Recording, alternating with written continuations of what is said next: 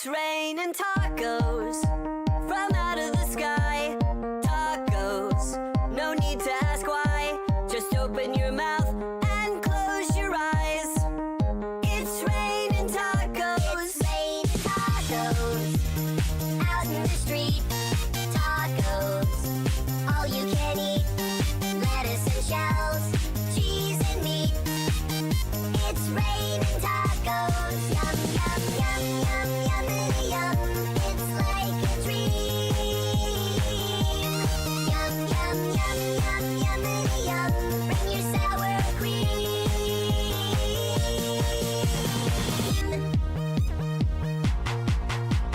Shell, meat, lettuce, cheese. Shell, meat, lettuce, cheese. Shell, meat, cheese, cheese, cheese, cheese. It's raining tacos. Raining tacos. Raining tacos. It's raining tacos. It's raining tacos. Raining tacos. Raining tacos. Lettuce, cheese. It's raining tacos.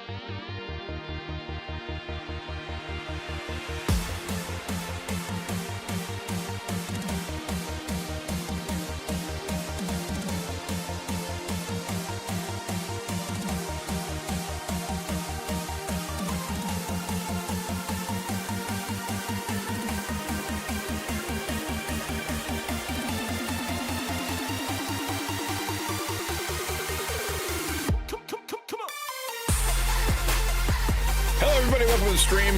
Good to see you. A little higher, a little higher, a little higher, a little higher. Oh, I'm a little too tall. Better.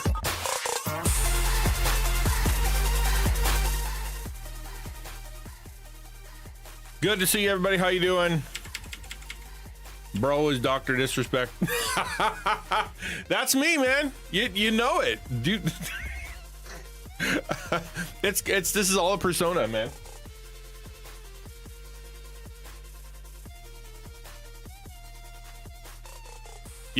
Yeah, this is like the real me actually wears sunglasses and a pleather jacket and goes out and I don't know. He's not a good guy. he's not a good guy. But anyway, yes, happy to be so. I'll be Dr. Respect. How about that? Doctor actually cares about people. How about that? I mean, that's a little bit better. So today we're doing we're gonna learn how to do B-roll. That's the plan. I'm being a little selfish today in that I want to figure out how to do B-roll better. I've been watching videos. Obviously I've been trying to figure out exactly how to do this when it comes to like the best shooting of it. Like I've got some ideas. My phone does, it does cinematic mode. It's got like stabilization a bit, like things like that. But the problem is like what am I going to point it at? Right? Because I will go there and I'll just be like, oh, look, books. Oh, look, video games. And I want to make it so that it's good. I was watching, yes, B-roll. You don't know what B-roll is. So B-roll is when you're watching a video and, say someone's talking about one time, I remember a story where I walked through a door and went to a restaurant and I got bumped in the head. Right. So the B-roll would be right when it cuts to he's still talking, like he's looking at you, he's still talking. And then all of a sudden they overlay someone walking through a door. Right. And then kind of bonking his head and then come back. The A-roll is you talking to the screen, giving your story. Right. The B-roll is anything that kind of goes over top of that kind of adds some dimension, adds a bit of the whatever. So like if you're ever watching something and then all of a sudden for inexplicable reasons they just kind of like pan across, or when they they sit down and whatever. Yes, the best is the cinnamon roll. We will also learn how to do that, but another day. So what I want to do is I want to get good at it. I want to watch some videos about it, kind of get some ideas in my head. This morning I secured 2 locations for the first 2 videos, 2 gaming stores in town. One is a very, very cool gaming store. And it's got it's all painted with video game stuff, and it's got like a bunch of tables for people to come in and play games, and it's cool. And then the other one is like a really cool like everything nerdy store. Like it's got everything, like retro Simpsons figurines, D&D stuff, every kind of card available, like video games on the wall, like just like old stuff, new stuff. It's very, really cool. Really, really cool. Yes, well done, Zacchaeus. Very, very good. So I want to figure out how I can do good B-roll so that, because I'm confident in my writing and I'm confident in my delivery. I can sit here and I can read something and make it sound okay.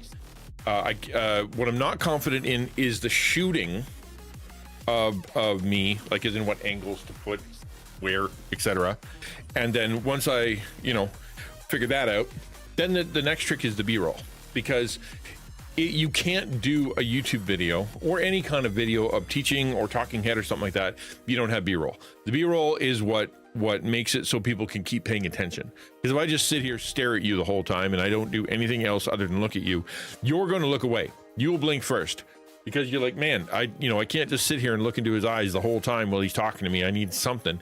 And so they, in a YouTube video or a teaching video, they'll show something else, something else. It doesn't have to even be related. It's just like here's a sky, it's just something to bring the attention back so that it, kind of breaks that. You're supposed to do it once every, however, I don't even know how long. We'll learn today how long we're supposed to do it. But yeah, that's the plan. If you're interested in any way of doing YouTube videos or shorts or something to do, anything to do with like talking to the camera or teaching something or experiencing something. Like even if you're like, hey, we're out at the beach today, and it's pre-recorded, as in it's not live, but it's pre-recorded, you know, then it's and we did a cool thing. Here's the cool thing we did, and as you're telling the story of the cool thing we did, you're showing the stuff you did, right? That's the B-roll. I'm going to be a bit more cinematic about it. I hope to be, and that is to film, like, you know, when you're like going across and you're looking at like the game's really cool and it's all kind of sepia, whatever, like that kind of stuff. I want to learn how to do that. Hey, Terrifier, good to see you. Welcome to the stream. I don't know, understand your question. You'll have to clarify. Why are you asking? Why are you asking, my friend? If this is a troll thing, we don't do that here. So I'm going to we don't take a lot of, we don't have a lot of patience for trolls. So let me know what you want. Like the ones you're talking about, like true crime or something, but it's showing satisfying, right? Or, well, actually, like, I don't think you technically classify the, like, you know, when you're watching someone do something, talk, and then they've got like Subway Surfer about it. Dude, I've been married for 26 years. I'm good. 27. I'm good. YouTube is being YouTube. YouTube being YouTube. So you just gotta kind of roll with it.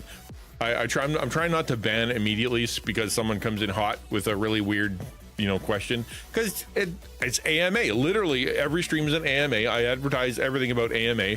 That's an AMA. Ask me anything. Just want to know why you're doing that, because if that's what you're doing, great. But you don't have to worry about me, man. Been married to the same woman for 27 years. I'm good. I want to figure out how to do RL stuff.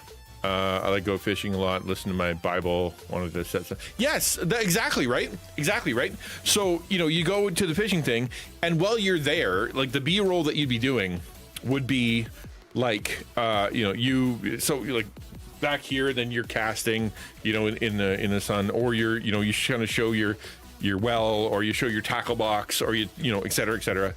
And then, you know, you just kind of shoot all that first. I was watching some, you know, kind of pro TikTok lady. Hey man, I got her early when it didn't look like this, right? That I got her early, don't worry, I get it. So I was watching some pro do it, and they were basically, how did she say it? She shot all of her B-roll in one day. Like, and I mean, what she did is she sat on the couch, and then she got up the couch, and then she went over to a thing, and she did a thing, and she typed on her laptop, opened the laptop, closed the laptop, that kind of stuff, and then changed her outfits.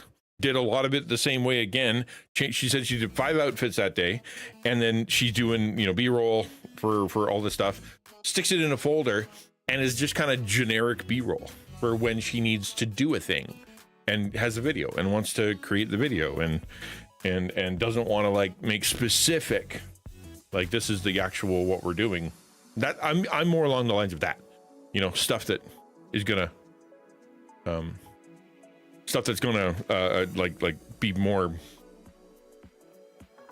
I don't know, I'm trying not to use the word cinematic again, but you know, like it's not just gonna really tell the story, but it's gonna be a metaphor. My intention is to go places that are gonna be sort of metaphorical, right? But I think the first one, being at a game store, like literally, it's a really cool game store too. It's got like, I wonder if I can show it to you. Is it on Google Maps? Let's see if I can find it on Google Maps. Sound like Gopher from Winnie the Pooh. Okay, let's go here. Beyond the river. Here, let's see if I can. I want to pinpoint it and not show you, not, you know, dox myself too much. I can't even remember what it's called.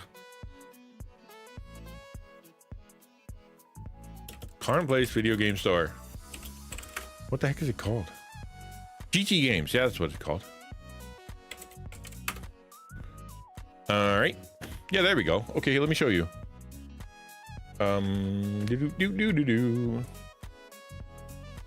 There. So this is the store. Isn't that cool looking? Right, the whole outside is very video gamey. Like, they did a really good job on the front. And then is there another picture? Like, on the inside, they got a ton of really cool stuff. It's funny because we have EB Games. Like, we had EB Games for a long time, and you know, because that was what GameStop was called, I think, something like that. Anyway, and now they're GT Games, and it's very similar. The font's similar and whatever. It's close enough, but not quite. So it's kind of, you know, and they have their own YouTube channel. They have their own like content. It's really kind of fun. They put out a really neat video. See if I can find their website, because they recently put out a kind of a funny video. YouTube, where's the YouTube? Contact, gotta be under contact, right? Nope. Why aren't you? Okay, whatever. YouTube.com. GT Games. It's got to be called GT Games, right?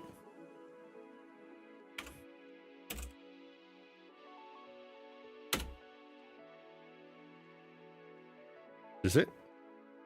Yes, this is it. Okay, cool. I found it. Hooray for me. Get another assessment today for county help today, but expect to be declined for the 5th time. Been waiting a year. This time still have to check. Why do you get turned down? You clearly need help. Like, what's the thing that keeps you from getting help? I don't understand. Like, if anybody needs it, it's you. So what, like, what's the holdup? Like, what you clearly need, and they've given it to you, and you have a nurse, and you've had things in the past. Like, what's the deal? Okay, so yeah, so they're doing this series called Alex versus Alex, which I think that's a good name. You know, that's a good name for a video series, because they both work there, and this is like in my town. This is in my town. So they're doing something fun where they're going to open up a box, and then whoever I guess gets the worst one has to kiss a fish, which I think is great. I think that, hey, look at content. And they've got someone who's doing the videos and whatnot. And so when I called them this morning, I'm like, so this is what I do. You know, like I teach content creators, and we, you know, we're trying to encourage, you know, et cetera, and we, you know, gamers, blah. And they're like, yeah, we're totally into that. We, you know, that's who we serve, and we have our own channel, and we have our own content creator that works with us. And so, yeah, definitely. So like, when can I do that, right? Like, when's the best time? He's like, well, you know, like, it's slower in the mornings. We open at 10 a.m. So come on a weekday at 10 a.m. and you'll probably be fine to do some stuff. So, and what's nice is that they're not making me rent the space. I don't have to pay to be there. It should be fine. And then I called the other place. It's called Treasures and More. It's got, you know, all that stuff, and they're like, sure, come on in, but you know, you got to come in in the morning on a weekday when it's slow. And I'm like, yeah, that makes sense. So it's going to be a little, you know, here and there, trying to find some stuff. The trick is to go prepped, right? I want to go prepped. I want to know what I'm doing, and I want to be able to be confident in when I show up, because, like, for example, I'm using Gemini right now. And, you know, kind of working through, not just like, hey, Gemini, give me ideas, but more along the lines of, hey, Gemini, this is the idea, this is the script, this is whatever. Help me figure out what the B-roll would be. Okay, that's some cool ideas. Make a shot list for me, right? And what a shot list is basically, it's exactly what it sounds like. The shots you're going to take that day, so that you like, okay, take a video of across some books. Okay, a video of you walking upstairs, video of you opening the door, close up of you grabbing the handle. You know, things like that. And then and as you go, you check. And then when you come back, that's what you have to work with. So that's it. It's nice to have a system that will help me with that. I think that's kind of cool. But this here, wrong. This here is when I was at Reach. Okay, so that's a little story time, right? When I was at Reach, I was sitting in front of Zach. Sorry, forgot his name. Give me a sec. Conroy. The hospice blocked medical care funds and they can't give neurology or endo treatment. I'm forcing discharge in a week or two, so they tell me. I walk around like Parkinson's, but nobody writes the applications correctly while trying to make me laugh. Oh, wow.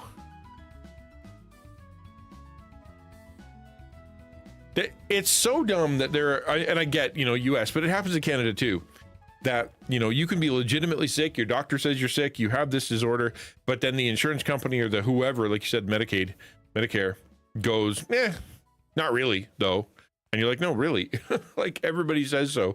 And then they won't give you the money for it. I think that's so stupid. It's stupid and selfish. But yeah, that sucked, man. But back to the story. So I'm sitting in Reach and then Zach comes in and he's holding this thing, right? That is just the coolest looking little device. It looks like that. And what it is, it's a gimbal, right? So like when you do this, it'll stay put.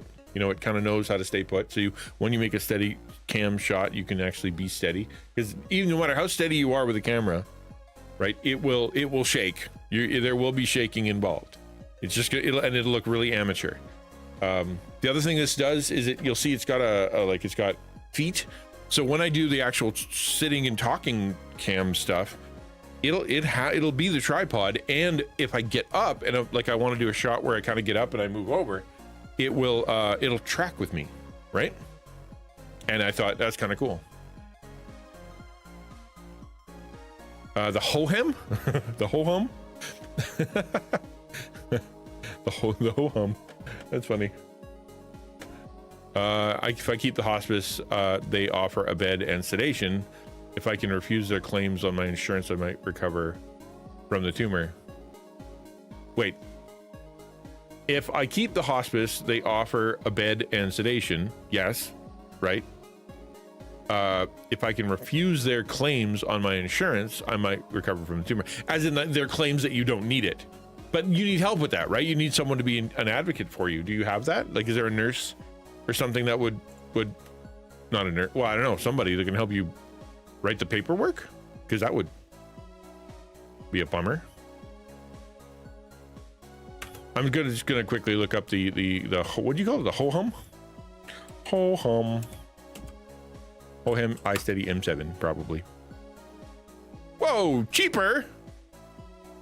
That's $400. This one's only $100. This is only $100. It's currently on a carryover sale, Black Friday / Cyber Monday sale for $100. So no, I'm gonna go with the one that costs less money and does the job.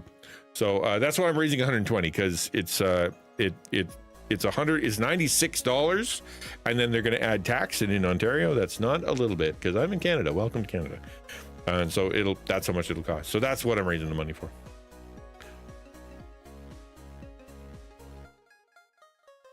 $25? No way. I don't think it would work then. Like this here, because I've seen it in action. If you look at the actual, like the button, I'm trying to hover, but it's like right here, right? There's a little control panel, and this is a button. That's a record button. And then this little thing right in the middle, that's a thumbstick that you can do stuff with. And it comes with software that allows you to do things like auto tracking, or what was another one that I saw? It was really, really cool. Stabilization, and there's a couple other things that I thought, you know what, that would actually work. And so if I'm shooting the B-roll and I'm holding that and I'm doing this, it would look a million times better. The ho-hum iSteady XS 3D Elemental P. Let's go here, and we may as well do it together. When you do stuff, do it so people can see, right? So Amazon. The ho-hum iSteady X3 SE Elemental P QRS TUV. What? Ho-hum iSteady gimbal stabilizer for iPhone. Oh, it's $20 more, or $20. Yeah. So the one that I'm looking at, the Osmo 7, Yeah, 92. So it's not that much more, right? For the one that I've seen and that it works, and I know that it has, the features it has and whatnot. And it's got a pretty good, it's got 5,000 purchases at almost, 5-star. So what was yours at? 48 purchases and 4-star, right? So I'm not arguing with you that it's not a good one, but I am given the choice, I'll get the one that I planned on first. If you guys are willing to help me. Yesterday I went and over Black Friday I got myself the Elgato cam, and then yesterday we talked about how I can do the what do you call the gain to life? How I can do the gain to life videos, and I've been shooting on that. Like I was up till all hours of the night again, trying to plan this thing out and figure out the system. And we talked about it yesterday, and that I would need an external hard drive to capture the video feed this here, the webcam feed, and then the gaming feed separately, so that they have different. Hey Kenley, I'm good. I'm having a great day today. How are you? So they'd be separate, and they're both in high definition. It's a thing it can do, and then that way I can do an editing of it that doesn't look like Twitch, right? Because people don't like Twitch. They when on YouTube they don't like Twitch. They see this and they're like, oh look, low effort content. I quit. But it works here because we're live and it's a different experience. So having those things. So I spent, I found one that was on a really good sale, but I spent $100 and some, and I'm way out of money. I can't do any more. And so I figured that if the community wants to help me out, or somebody in the community or the group community wants to help me out so that I can put my best foot forward for the Taco Talks videos, here it is, right? I'll use this as well for the Game to Life. Why can't I remember the name of my own series? Game to Life. Actually, I'll show you something really cool. Let me show you something else that's kind of cool. I was working with Gemini the other day, and nope. This one? No. This one, I think. No. I do way too many things.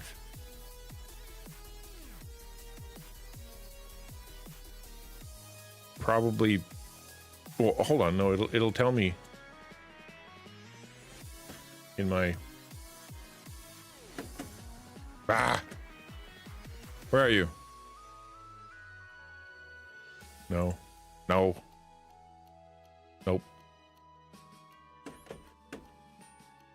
Nope. Close. I'm getting there. Yes, I think I found it. This here. I was trying to come up with a good shot or a good idea for how to start shooting the Game to Life videos, and it came up with a really good idea. Is it not going to show me? Crying out loud. I thought it would have. It does. It usually has a list.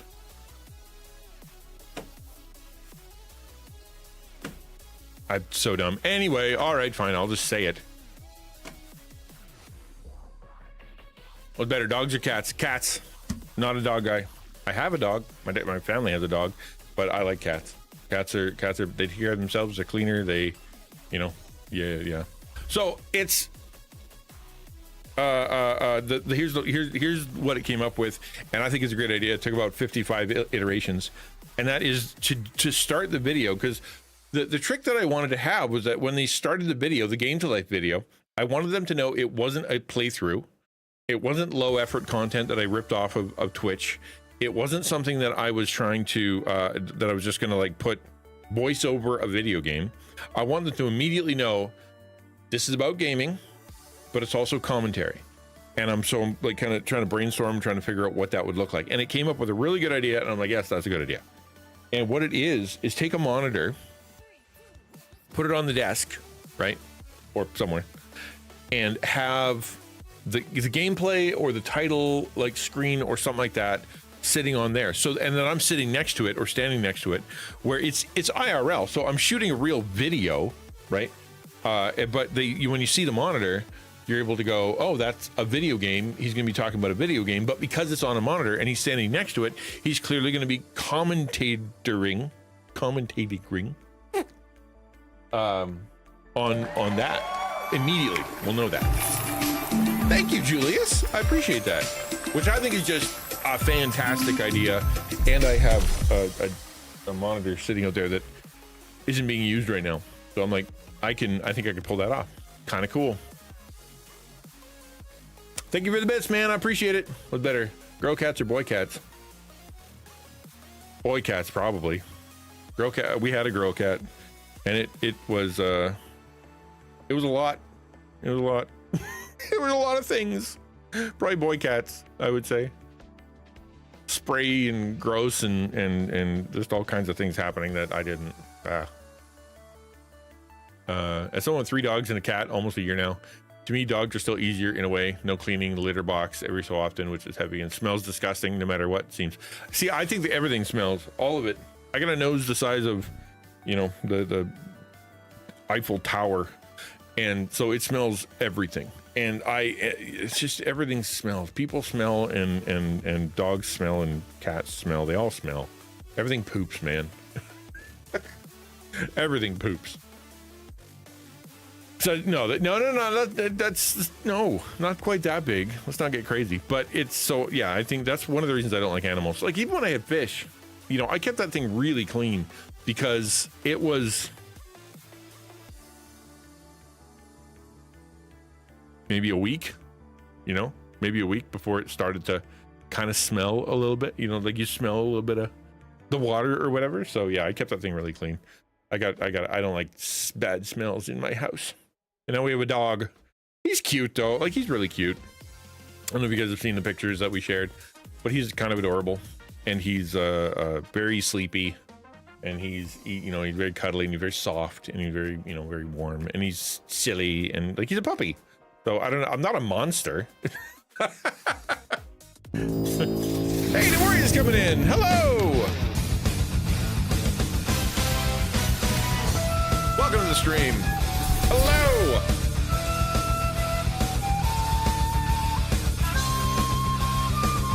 Get rated. Nice. Get rated, scrub. You gotta put scrub at the end of that. Hey, the Warrior. Good to see you. We're hanging out, and we're talking about the new video series I'm gonna do, and all kinds of other kind of fun stuff. My favorite name, man, Doki Doki Bible Club, is the funniest thing in the history of the world. Good to see you. Welcome. How was stream? What were you up to? What were you doing? What you got? Okay, let's see. Sweeter Than Honey, Luke 2, Psalm 2, and then that was Bible study today. Far out, man. Cool. I love that you can do Spanish and English. That's cool. That's really, really cool. Anything different, right? To serve the community. Very, very cool. How was it? Did you do well? Do you got anything you want to share that you learned or walked away with?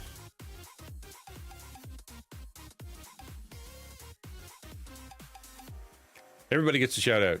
All the shout outs are happening. So welcome to the stream. If you don't know who I am, my name's XtianNinja.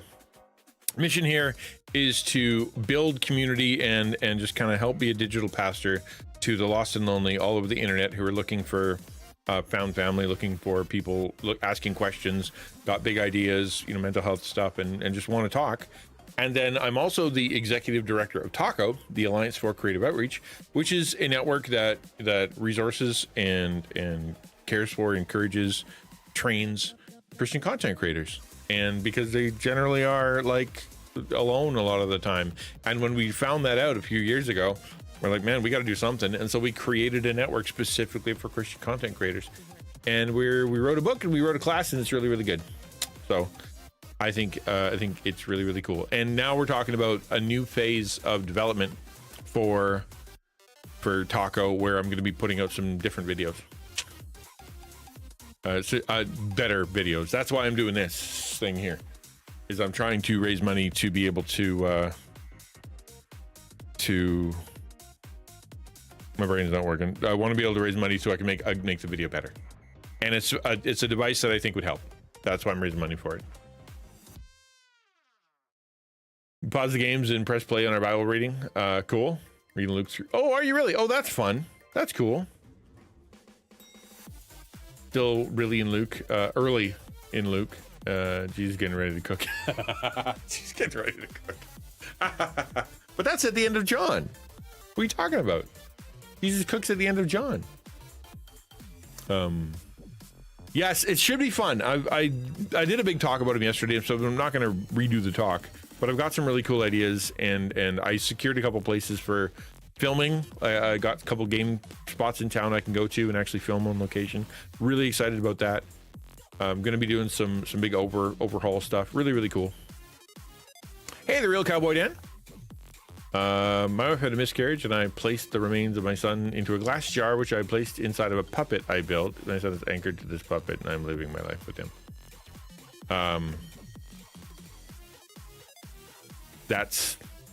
It sounds very unhealthy. Very unhealthy. What's Mark 6:38? 6:36. Mark 8:36.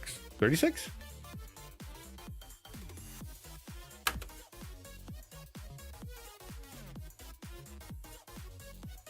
$8.36. Let's see what's going on there. 8:36. What good is it for someone to gain the whole world at forfeit their soul? Yeah, that comes down to the biggest freaking question of all time, right? What's the most important thing, eternity or stuff? No, I get it. And again, I don't know if what you're saying is true or a troll, but I try to give people the benefit of the doubt, and want to be able to, you know, I don't want to accuse them of anything off the bat, just assume it's true. But I would say that there's a lot going on in there, and I think that what you're doing, well, despite being lonely, is probably not healthy. You know, definitely not healthy. But you need people, man, and that's what we're here for.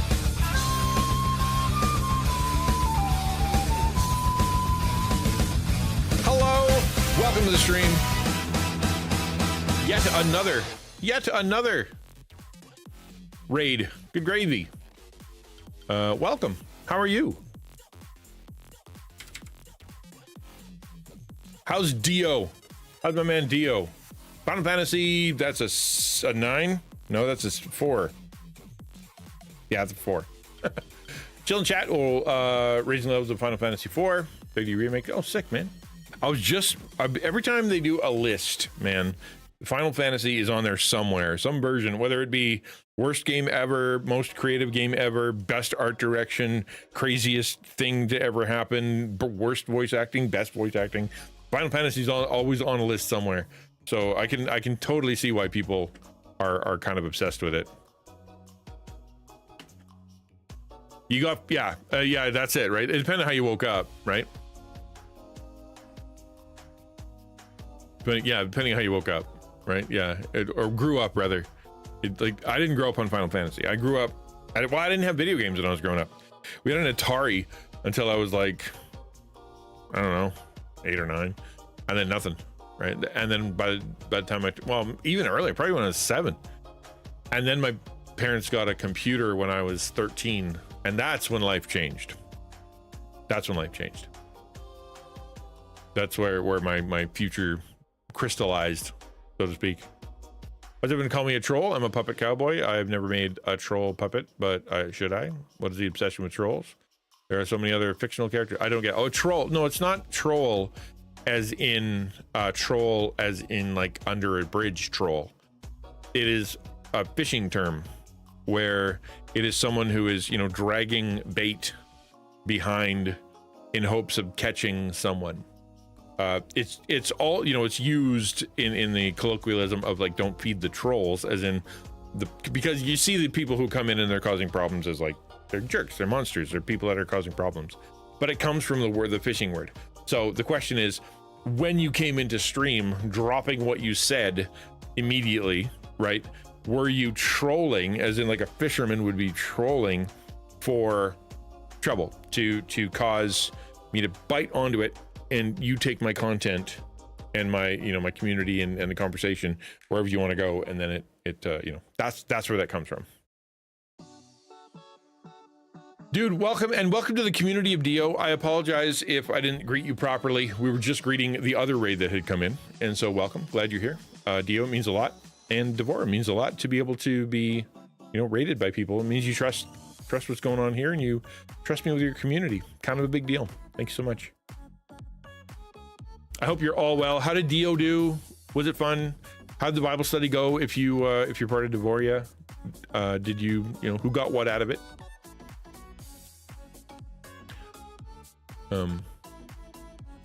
Well, ukulele is exactly right. It's odd because it just seems like because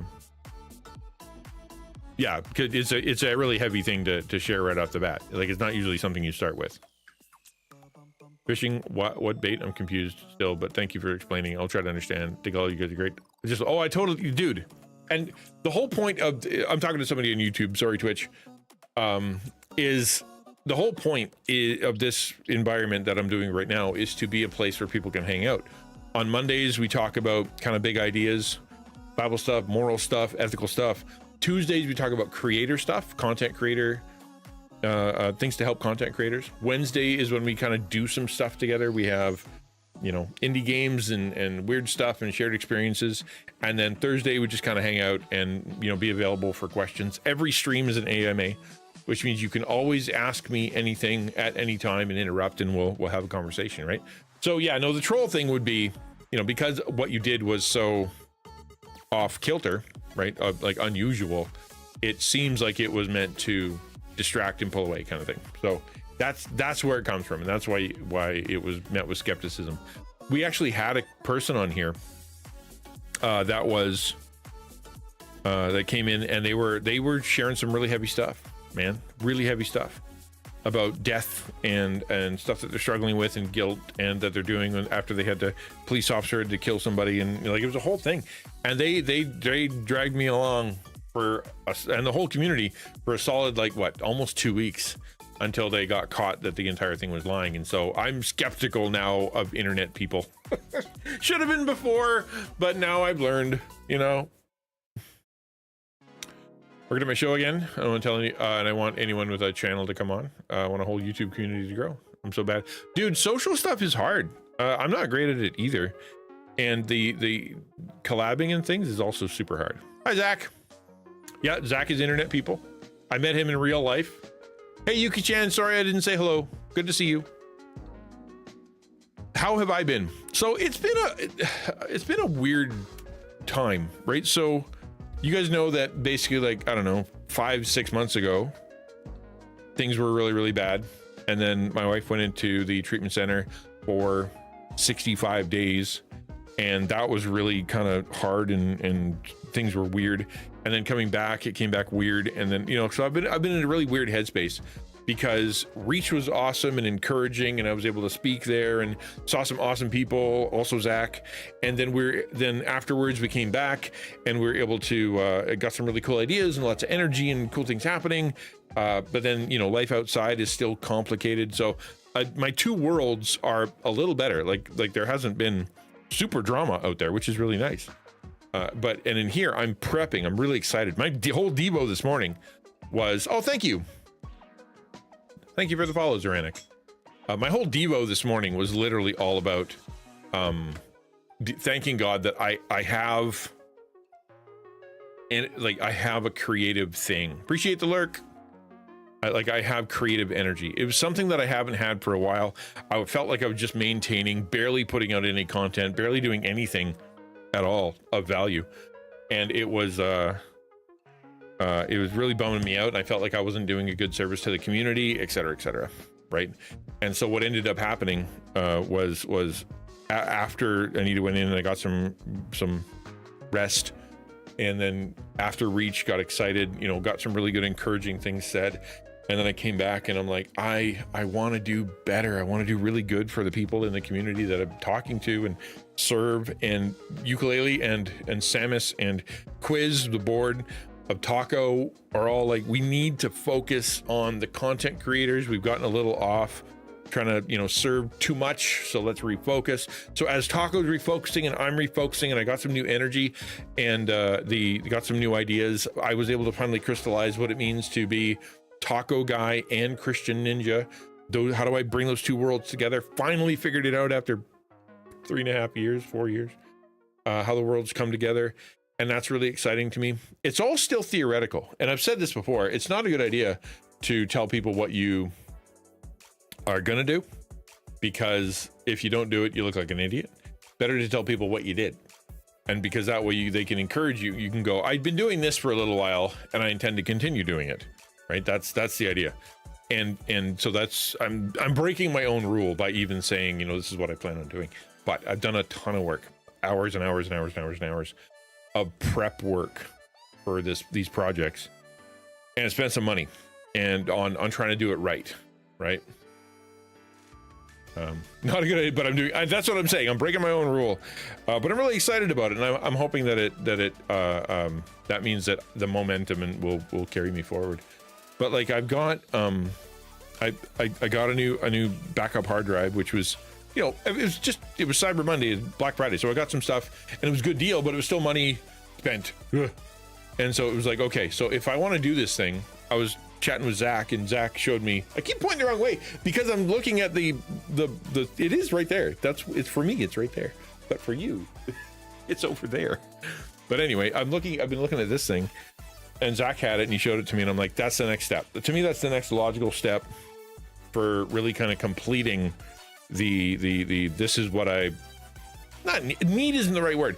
I could do this with my hand, and it's just, if I want this to look good, and my inspiration is the Numa videos. I don't know if you ever seen the Numa videos, but those are kind of old now. But that's kind of what I'm thinking about doing, or the way I envision it. And a gimbal that is also able to be a camera I can look into, that has the smarts and intelligence to kind of track and follow, would be very helpful. That's why I'm trying to raise money for it. I'd like to buy it. I'm in a bit of an urgent rush because the sale ends.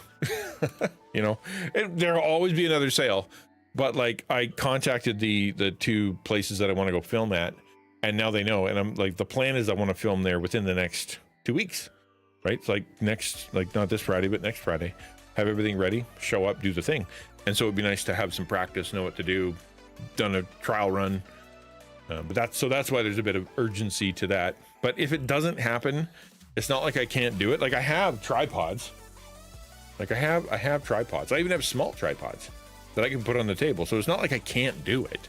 I'll still do it. It's just, I'm like, this could be helpful. And we'll see if the community thinks it would be helpful too. But that's the problem with asking for something that you haven't used yet for a project you haven't done, because obviously the skepticism is going to be, well, are you going to actually do it? So I'm not going to invest until I see progress. But you guys have seen progress in Taco already, so it should be a fairly okay ask.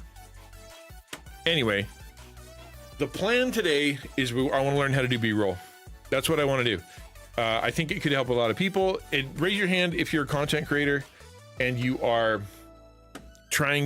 been trying to figure out how to make better videos for your channel, like say your YouTube channel, or even your intro trailer for Twitch, or even trying to do TikTok and shorts. Like, is that like how many of you are working on that and trying to figure that out to be able to do it well, right? To be able to do it well.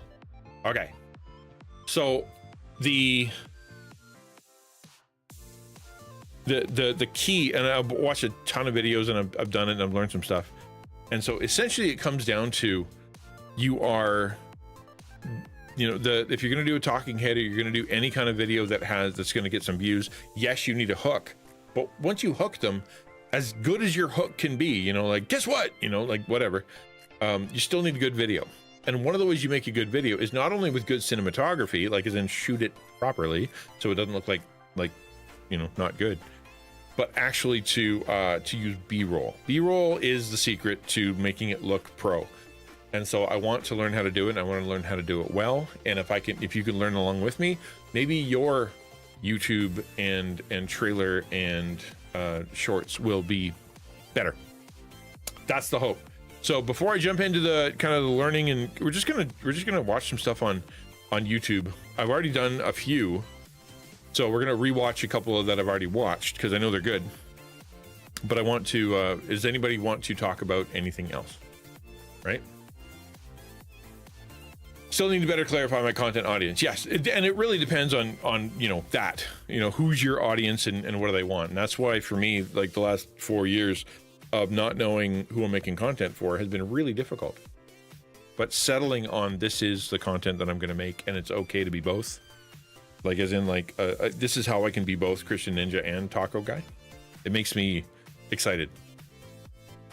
Leaning to what I'm good at, but also clarifying what is that I'm good. Well, it's a bunch, right? So here, I'll sit down.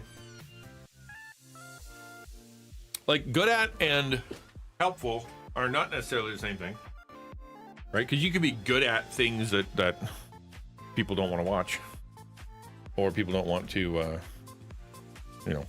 community over.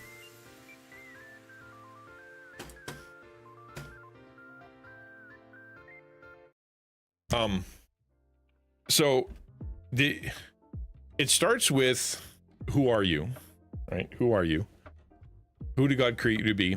What's your story? What's the thing that you did or have done that really kind of crystallized who you are? That'll be your pain. That'll be your gifts and talents. That'll be something that really reaches your heart. Like, what do you care about? What gets you up in the morning, or what makes you angry? What makes you think that needs to change in the world, right? Which is usually going to be tied to who you are and what you've been through. And so once you figure that out, you're like, okay, this is what I offer the world, and this is what really gets me fired up or gets me, motivated to do something about it, and I want it to change. And you connect that to your past, your history, who you were and who you are now. Then that's where you're like, okay, these are the people. So the next question is, once you know who you're trying to serve and where the energy is going to come from, within you, where are they and what do they want to be able to build that bridge? That's, and it's not about, what am I good at and how can I, what am I capable of doing? The question is, within what you're good at, what do they want to watch, or what do they want to have, or what do they want to participate in, or where are they? Like, for example, if you were doing a food bank and you're like, I want to feed people, that's the most important thing to me, then you wouldn't put it in like a suburb in the middle of a bunch of rich houses, because that's not where they're at. Even though that's where all the money is, even though people will support it, and even though they think it's going to be good, you're like, there aren't many starving people here. In the same way, if you're doing a drop-in center, like where are the youth? Same thing. Like, so if the people that you're looking for are in a certain game or in a certain community or interested in a certain thing, finding your bridge to that is going to be key, right? So for me, as I'm doing these taco talks and as I'm doing the game to life, what I bring is the ability to teach, the ability to speak, the ability to attach a concept to a lesson in a way that is interesting and has some merit, and is presented in a way that I believe that God uses. So that's what I bring. But who am I bringing it to? I'm bringing it to content creators. Okay. Christian content creators are interested in two things usually. One is, Christian content creators. Okay. So they're interested in being Christian. So it needs to be something that connects to their faith. They're interested in making content. So it needs to be practical and be able to actually help them to make better content. And they're creators, which means they're usually doing something that has to do with gaming or has to do with nerd stuff. So the way that I would best communicate to them using the gift that I have is talking head videos that are shot with properly nice looking content that help them to be a better creator, but also connect to them in a spiritual way, right? That's what the Taco Talks are going to be, and that's what Game to Life is going to be. Game to Life will be more devotional, more along the lines of, hey, think about this, and also video games are good for some things. Here's some things they're good at, give it some thought. And then the Taco Talks are going to be specifically really going through the book and really going through kind of big thoughts for content creators. Here's one single thought. Here's something to process, and here's something to think about. Go. Right? That's what we're doing. So I've connected all those things together. The question is, where's yours? Right? Where's yours? Before he says, trying to do the things I love, but people may not find entertaining because I got them used to doing gaming content is rough. Like having to make a shift has felt frustrating because it doesn't get many views. Well, the don't shoot for views, shoot for community, right? That's that's what you really need. That's why what Samus was talking about. Know who you are, what your purpose is, what gets you fired up. You know, the problem in the world that you want to solve. What is it? What's the problem in the world you want to solve? And who are the people that you think need help, need connection, need, you know, what is it? Is it lonely people? Is it singles? Is it youth? Is it addicted people? Is it folks that are lonely, folks that are sad, folks that are struggling with divorced parents, folks that are them struggling with divorce or whatever? Like the thing that, like, you're like, man, those people really need help. Or, you know, homeless people, or for that matter, you know, like the country of the Ukraine or the country of China, the country of whatever. Those people need help. Japan is a great example. That's easy for the nerd community. You know, they got rough stuff going on over there. So these are the people that I want to focus on. Now, that's what gets you up in the morning. That's what gets you fired up. What gift do you have? And if your gift is, and it won't be play games, the way you play the game will be done within your gift. So the question is, what are you good at? Are you good at speaking? Are you good at creating? Are you good at singing? Are you good at encouraging? Are you good at showing stuff or in a way that people find creative? Are you good at like, what are you good at? You know, what's the thing that connects you to people? And usually that's something that someone has already affirmed in you, right? Like you're probably doing it in volunteer, or you do it for your family, or you do it for your friends, or you do it when people are around, and just kind of a natural thing that you do. Say for example, like people are always like, hey, you know what, call so-and-so. Like they, if you need that thing done, just call so-and-so, they're good at it, or they're interested in it. And it could be a million things, but what's yours? And then once you figure that out, the thing that people affirm you for and that you kind of, etc. And then the other side of it is, you know, the people that you're passionate about, what content fits? Create that bridge, right?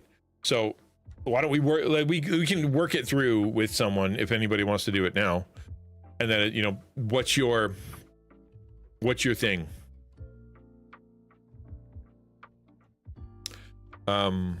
Ukulele says, you can be good at things that aren't your calling too. I'm pretty good at Sunday school teaching because I learned as a skill from my mother, but isn't what God has on my heart. Eventually I start to resent it if I do too much. Yeah. It could be a skill that you've developed, or it could be a natural gift. It could be a spiritual gift. It could be just something like you developed over time, or just something you're just immediately good at. Like some people just can draw. Some people practice really hard, so they learned how to draw. XtianNinja is good at being awesome. I am very good at being awesome. And glorifying the Lord through spreading the good news of the gospel and being a light and a source of encouragement to people who are going through difficult times. That is my plan. That is my plan. I don't think I'm great at spreading the good news. But I am good at spreading, I think, kingdom values, put it that way, which is part of the good news. But specifically the gospel, we don't talk about it every day here. But thank you. I appreciate that. How are you doing, Shadow? How's life? How's Allie? How's Jazz? You work. Okay, let's do it with Zach, just for kicks and giggles. So he's kind of easy because I know him a little bit. So let's start with the you know what? I'm gonna pull it right out of my freaking notes. Why don't we do it right from my notes? Let's do this. Because this is literally the talk. This is the talk I'll be giving in my first talk of talk, and it'll be the one that I gave at Reach. So OneDrive? No, office.com. That's what it is. Sign in. Make them go. Nope, this one. Okay, Reach Lore Talk.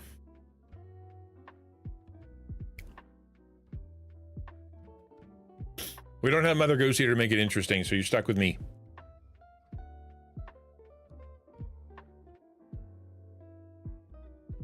How are we doing for... Oh, hold on. I gotta make it a little bit wider. Otherwise, you're gonna see my icons, my unsightly icons. Gross. Okay, so I'm not going to preach the whole thing, but essentially I've been through this myself, and I know that when I was a pastor, there was a part of me that I didn't use, which was kind of my nerd side. And then when I started content creation, I kind of shelved the pastor side. And it took, kind of God going, I want you to be both. And that crystallized when I discovered my heart for content creators, Christian content creators that are outside the church and don't have a pastor and feel passionate about what they do, but desperately lonely and desperately confused and not sure what to do and how to do it, but they still are doing it, but they feel just wrecked. That got me motivated, which birthed Taco, which birthed focusing on the content, which is now crystallizing into, by God's grace, hopefully, some really specific projects that I'm going to be doing. So, boy, this guy didn't shut up. That was a long talk. So the talk here is going to be, and we'll work through this with Zach, but you guys can follow along too. Why not? Let's see what's going. Hold on. Shadow says we're doing fairly well, just busy with medical appointments. Yeah, right. And that's life now. We're just in Nashville yesterday, updating blood work and a CT scan. I'm headed for starting the clinical trial there on the 16th, far out.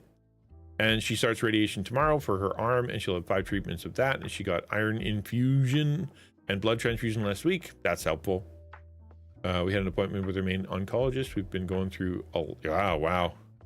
That's a lot, dude. I'm so glad you guys aren't doing this separate. Can you imagine if you hadn't met her, at the time that you did? Give me a sec, guys. Talk Shadow for a sec. Can you imagine that she would be doing this alone, or that she'd be doing this with someone else who isn't as supportive and isn't looking to take care of her, isn't servant-hearted? Like what a gift to her you are. Because some people might get resentful, some people might have left. She might be trying to do all this, with Ubers and laying it all on one person, like her mom or something. I'm glad that you're with her. I think that's great. It can be really discouraging and feel exhausting and repetitive and crazy making, but yeah, I'm glad. Her mother said she doesn't know what she would have done if we hadn't got married and she was trying to figure it out. Yeah, exactly. That's what. Yeah, God knows. Sometimes he signs you up for some tough stuff. Yeah. Okay, let's work through this content creator stuff. I think I might be a class that isn't represented. Rogue. Prefer to do things in the background, supporting others, but not necessarily to promote their content like what Rangers do. How do you support them? Support them in what way? So I'm not going to speak the whole thing. Okay, so there are 5 attributes. Here we go. There are 5 attributes that the most fulfilled creators have in common, and here they are. So I'll talk about these. So the first thing is perceives a need.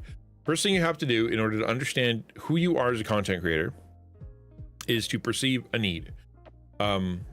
Once I saw the content creator crisis, right, that was out there, it grinded my gears, and I'm like, that needs to change. And so it got me motivated. So the question is for you, what do you see out there, right? The need you perceive will often come from something you were personally affected by. For me, it was the content creators. In my life and ministry, I had a lot of self-doubt, lack of good mentorship, feeling lost within something I felt called to do, being a pastor and not knowing what to do. And because I've been through a lot of church hurt, as soon as I saw people going through that, that I had contact with and that, that were there and didn't have anybody to help, it immediately made it so that I wanted to do something. So first question is, what is the problem that you see out there that absolutely needs changing? And if we're doing this, I'm going to change my stream title.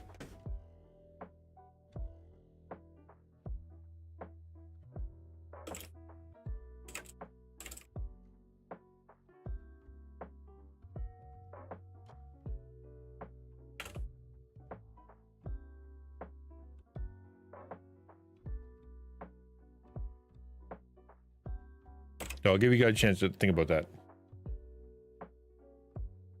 Okay, done. And I'm going to change the little title here too.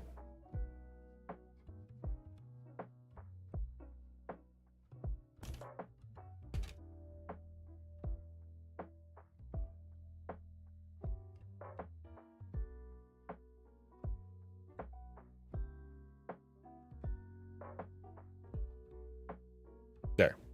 Okay. So what is, so I'm asking Zach and I'm asking Samus and I'm asking anybody else. Oh, except Devoria, because they left. Thank you. Appreciate it, Lurk. So what is the thing that gets you fired up? The problem is, I see, is that non-believers don't actually see who God is. They judge God without knowing who he really is. Right? All right, let's dig into that. What do they see?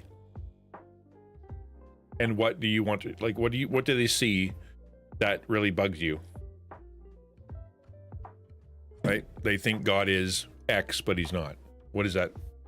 What do they see? And I'll tell you what, my daughter's going through this right now at school. She's talking to her friends, you know. I'm gonna make the fonts bigger here for you guys. And they're just the most hopeless crew, man. Like they don't have hope. They don't have have meaning. They're not there for a reason.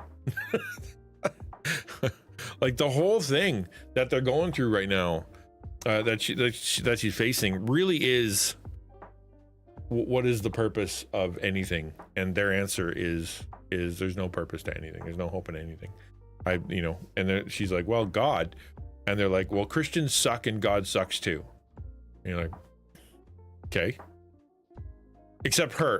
And then, it's the same thing. And if you ever had this, it's like, well, except you, of course. You're a good Christian. You're the only good Christian we've ever met. And she's like, bummer. God is hateful and judgmental. How could a loving God send people to hell? There can't be a God. Okay.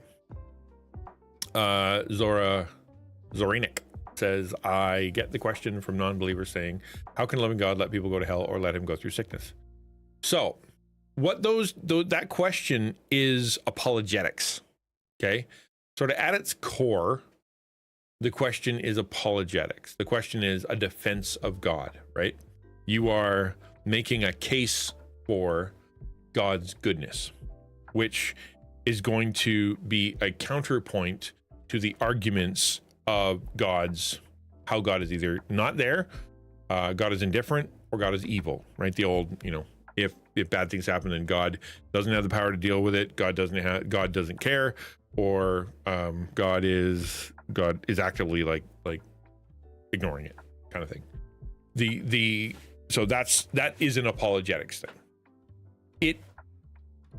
It's also an evidential thing, in that you're asking the question, look, you're trying to put forward, I need you to see that God is good. Now, there's multiple ways that you can do that, right? So way one is to argue. There are a lot of people out there who will be like, okay, here's why God is good, and here's 12 reasons, and here's some examples, and here's how God has changed the world, and this is why he exists, and how you know he exists, and why he's good, and here's the reason for sickness, here's the reason for sadness, here's the reason for trouble, here's what sin is, here's all that stuff, how God has purpose and God builds character and God has meaning and God can redeem problems, like all that stuff. They do it from the head.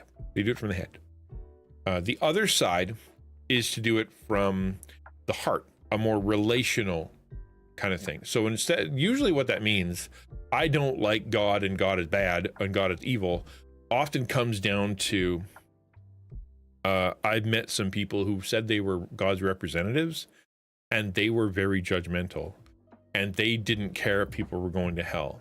And the God that they told me about was vengeful, and he hated me, and he wanted to destroy me, and he didn't want to be anywhere near me, and he thought I was gross, and all he wanted me to do was bend the knee so that I would, not have to go to the flaming bad place that I don't feel like I deserve. And that's what Christians said. Like,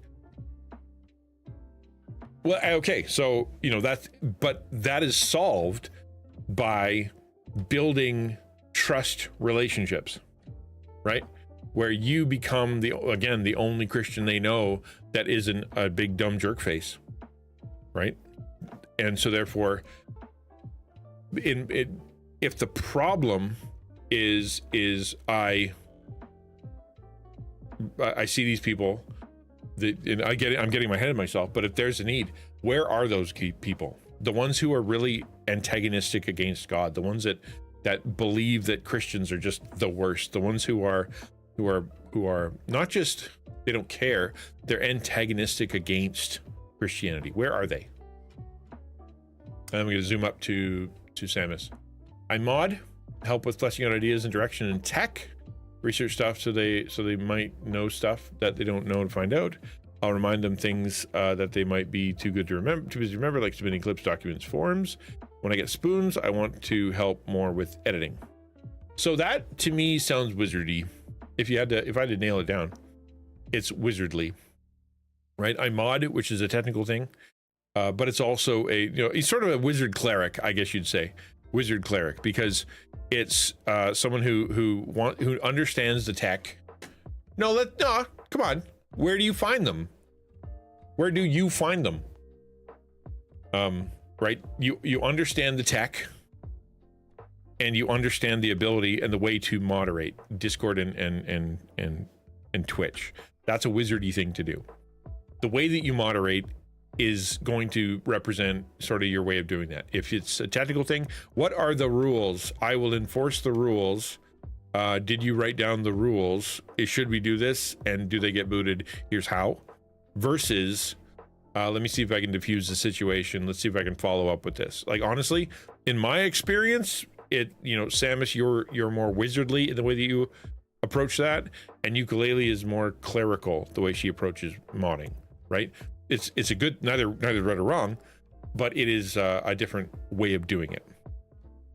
You research stuff that I might know stuff that in order to, so they don't have time to figure out. That's a wizard thing. I go learn the things and figure out all the ways to do stuff that they don't want to learn because they're creative, because they're bards, because they're leading, because they're fighters, or because they're clerics and they're pastors and they don't know that stuff, right? That's a wizard thing to do. I'll remind them of things that they might be too busy to remember. That's a pipeline issue, as in what you're doing is you're creating a pipeline that will allow for them to be able to be freed up to do stuff. You're using yourself, or you're using Google, or using what else as a tool to be able to make sure that they're able to move forward. Again, that's a wizard thing. Like submitting clips, document forms, that all sounds very wizardly. You are using the internet, using technology and information in order to help them do things that they don't want to do. And the editing, I think, is also very wizardly, because the editing comes from a very technical perspective. Is it creative? Yes, it is creative, but the vision of the content that you're going to be creating isn't your vision. You want to enable someone else's creative vision. You want to be able to do it for them in a technical way, right? That's wizard, in my opinion. And things that need updating, again, and that's wizardly too. Okay, so, well, like you mentioned, how to use your gifts and calling to find them. I believe I'm called to music. No, that's not what I. So you jumped a step ahead. My question was, where are they? Right? Where are these people? Like you said that it pains you to find them or to talk to them. Where did you talk to them? Where did you see them? Where did you interact with them? How do you know that they exist? You personally, not by anecdote, but you personally. You can also narrow down by asking what kinds of people you usually resonate with. You have common interests. Maybe. It's not a bad part of the math, being like, these are the people I hang out with, but at the same time, like, you're gonna vibe a lot. Like I vibe a lot more with, certain kind of people that some of them aren't content created. I don't know. Yes, I think it's part of the math. Everywhere? You aren't everywhere. You're not omniscient. You're not omnipresent.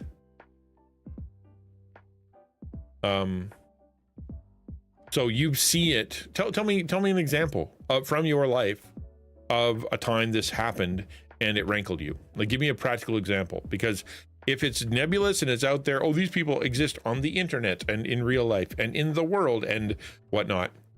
Like, specifically, when did this happen that you confronted this or were confronted by this that got you all hot and bothered and got you excited or got you motivated or got you wanting to talk or something like that, in an actual story? When did that happen?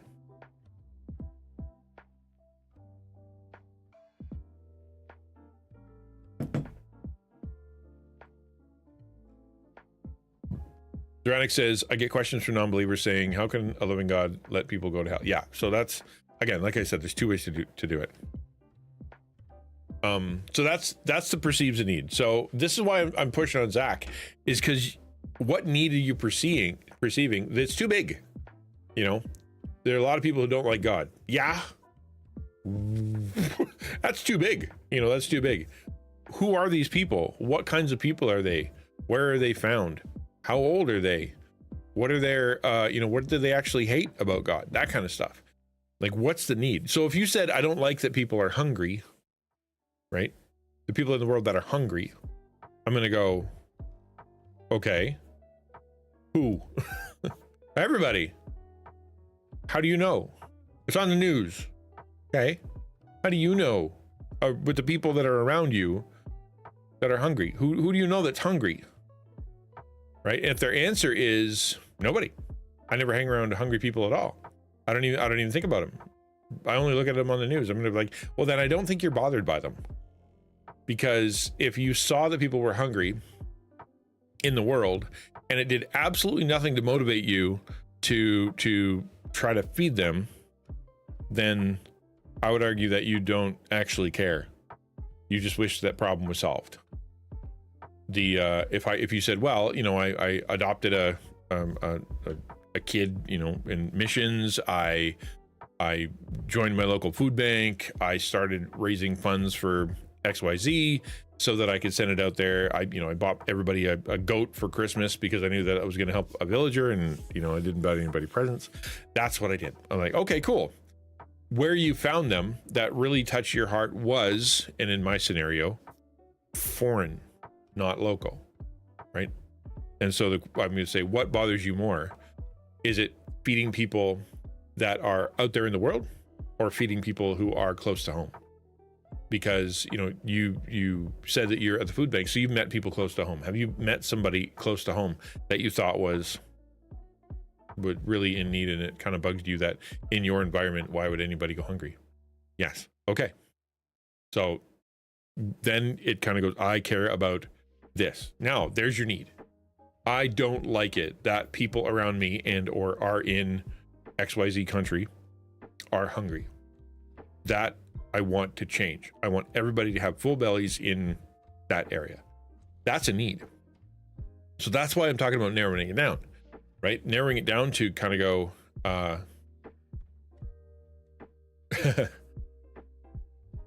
hey, Shepherd, right? Narrowing it down to which people do you really kind of rankled you, right? So what if I want people in America to understand the love of God? Is that, it's too much, too big, man. It's too big. Zach can't solve America. And I would imagine that as much as your heart is like, I wish everybody loved Jesus. I really got to push on the fact that, what did you see that motivated you? Like, what was the actual thing? Right? Because right now, the way that you're talking is an impossible job, because you're like, well, I'm going to make content that talks to the planet and everywhere in America. Like, really, you're going to make people who like country music and also who like hip hop and also who like rap and also who like classical, all of them? Really? Are you really? I doubt it. Like, so when you saw that person, where were they? What were they about? Okay. So like, sometimes there are things we care about and want to change, yet it feels like we're alone in those passions. Yes.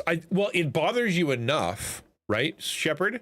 It bothers you enough that it has made you want to do something about it. Okay. Yeah. That link will take you to the whole talk. And the video that I'm making that I want to get the Osmo for is this talk. I'm going to be creating a video, a fairly, hopefully very nice video that will give the talk I'm giving right now. This is helpful because then I can write it in such a way because, you know, make it easy for people like Zach, as opposed to just kind of general. All right. Right. So what did you, and to you know, Shepard's point, what motivated you to, like, what made you upset enough to do something, right? What made you upset enough to do something? Or at least what made you upset enough to go, like, won't somebody please do something about that, please? That makes me bugged every time I see it, or it makes me cry, or I always turn off that show, or I always skip that ad, you know, because it really bums me out, or I don't go to that area of town because it really bums me out. You know, even that can be kind of a sign. But like, it needs to come from your heart. It needs to be something that you care. Like I was mad.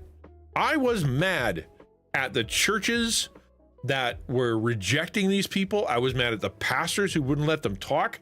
I was mad at the denominations that wouldn't even give two hoots about these people. I was mad that they left the church. I was angry that they got left alone. I was frustrated that I wasn't able to help them, and I wasn't in their room, and I wasn't their pastor, and I wasn't able to actually go and grab these people and be like, here, let me love you and help you and disciple you because you deserve it, because I need to affirm that what you're doing is good and godly, and you shouldn't have been left behind.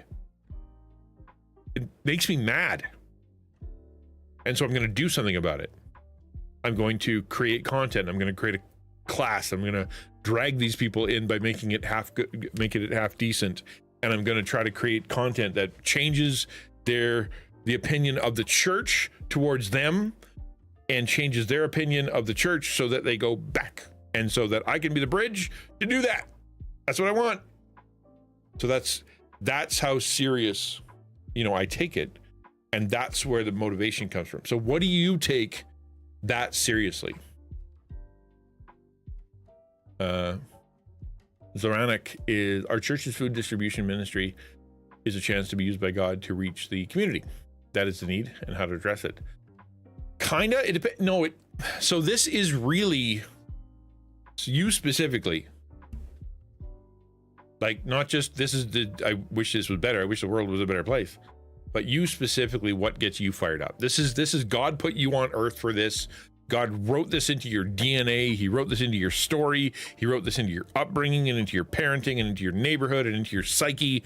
And it's you. It's a you thing, right? Because there are people out there that are like, they hate porn so much that they're going to go and stand in adult like porn conventions and give out Bibles, because it's like, nobody should be doing this, and I need to do this in a way that I can build relationships and show them love, and I know how to do this, but I need to be here.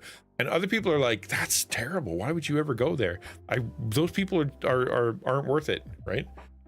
There's some people who hate prostitution or child trafficking, that they put themselves in danger. They're willing to get shot because they want to get that thing stopped, right? That's how motivated they are. That's what I'm talking about. And not everybody's motivated. Sure, it makes you upset. I don't like that there are child trafficking out there, but I don't not like it enough to actually have done something about it. Why? It's not because I want it to happen, because I believe that, you know, God's got people out there that are doing that, and my area of passion is important too. It's a body theology thing, right? God raises people up for different ways, makes them different, and that's good. So what's my part? And it's right now, it's Christian content creators. That's the people that I'm supposed to be concentrating on and giving my heart to. So for you, it's not just this is nice and would reach people. And this should be what your church is talking about. This should be what your pastor is talking about. This is just how it works. What do we care about enough to do something about, that we were willing to risk and spend, right? Put ourselves in danger, energize ourselves to do it, stay up all night thinking about it. What is that? That's what we're talking about.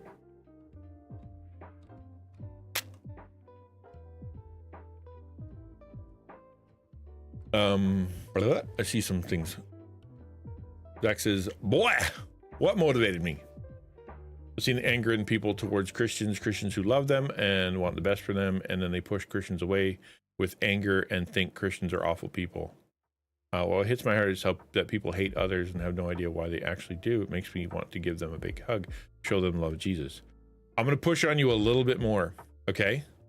Zach, I'm not trying to be a jerk, but I think this is important. Who? Because keep in mind, you just said, like I'll read it back, right? You said, I've seen anger in people towards Christians. You're right. And they're awful people. What hits my heart is that people hate others and they don't want, like, and I want to give them a hug. Who? Young people. Tell me a story of a time you saw a young person who hated Christian, like an actual person that you saw. Tell me a story. Because with content creators, we got stories for days, man. Like, I can literally ask chat right now and say, how many people in chat right now have been affected by taco because you went from, like, nobody cares to taco cares, and that's been a big deal to me, right? It's like, these are actual people, not just, boy, that sucks, So who? Tell me the story. Tell me a story.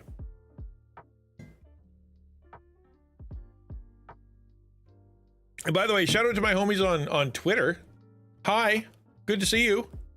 I finally enabled chat after a year and a half, maybe more. But glad you guys are here. Welcome. Glad you're here. Thank you for coming.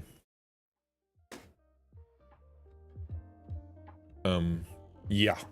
Okay. So, and why is this so important?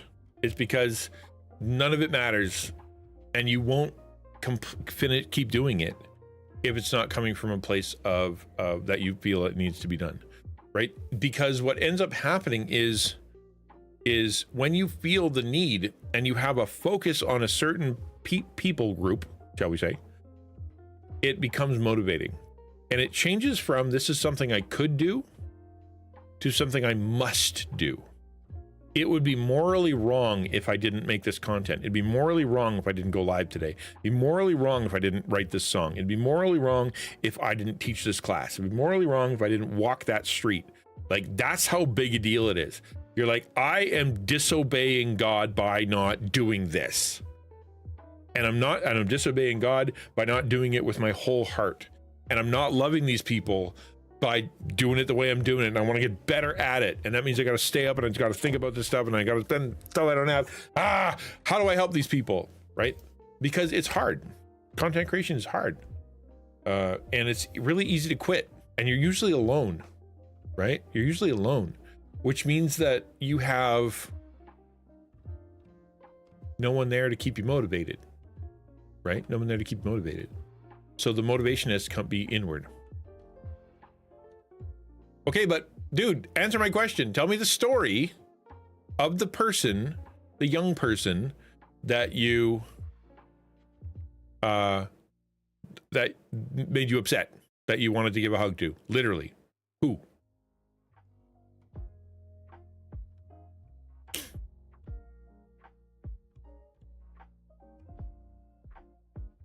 We're only on the first one, man.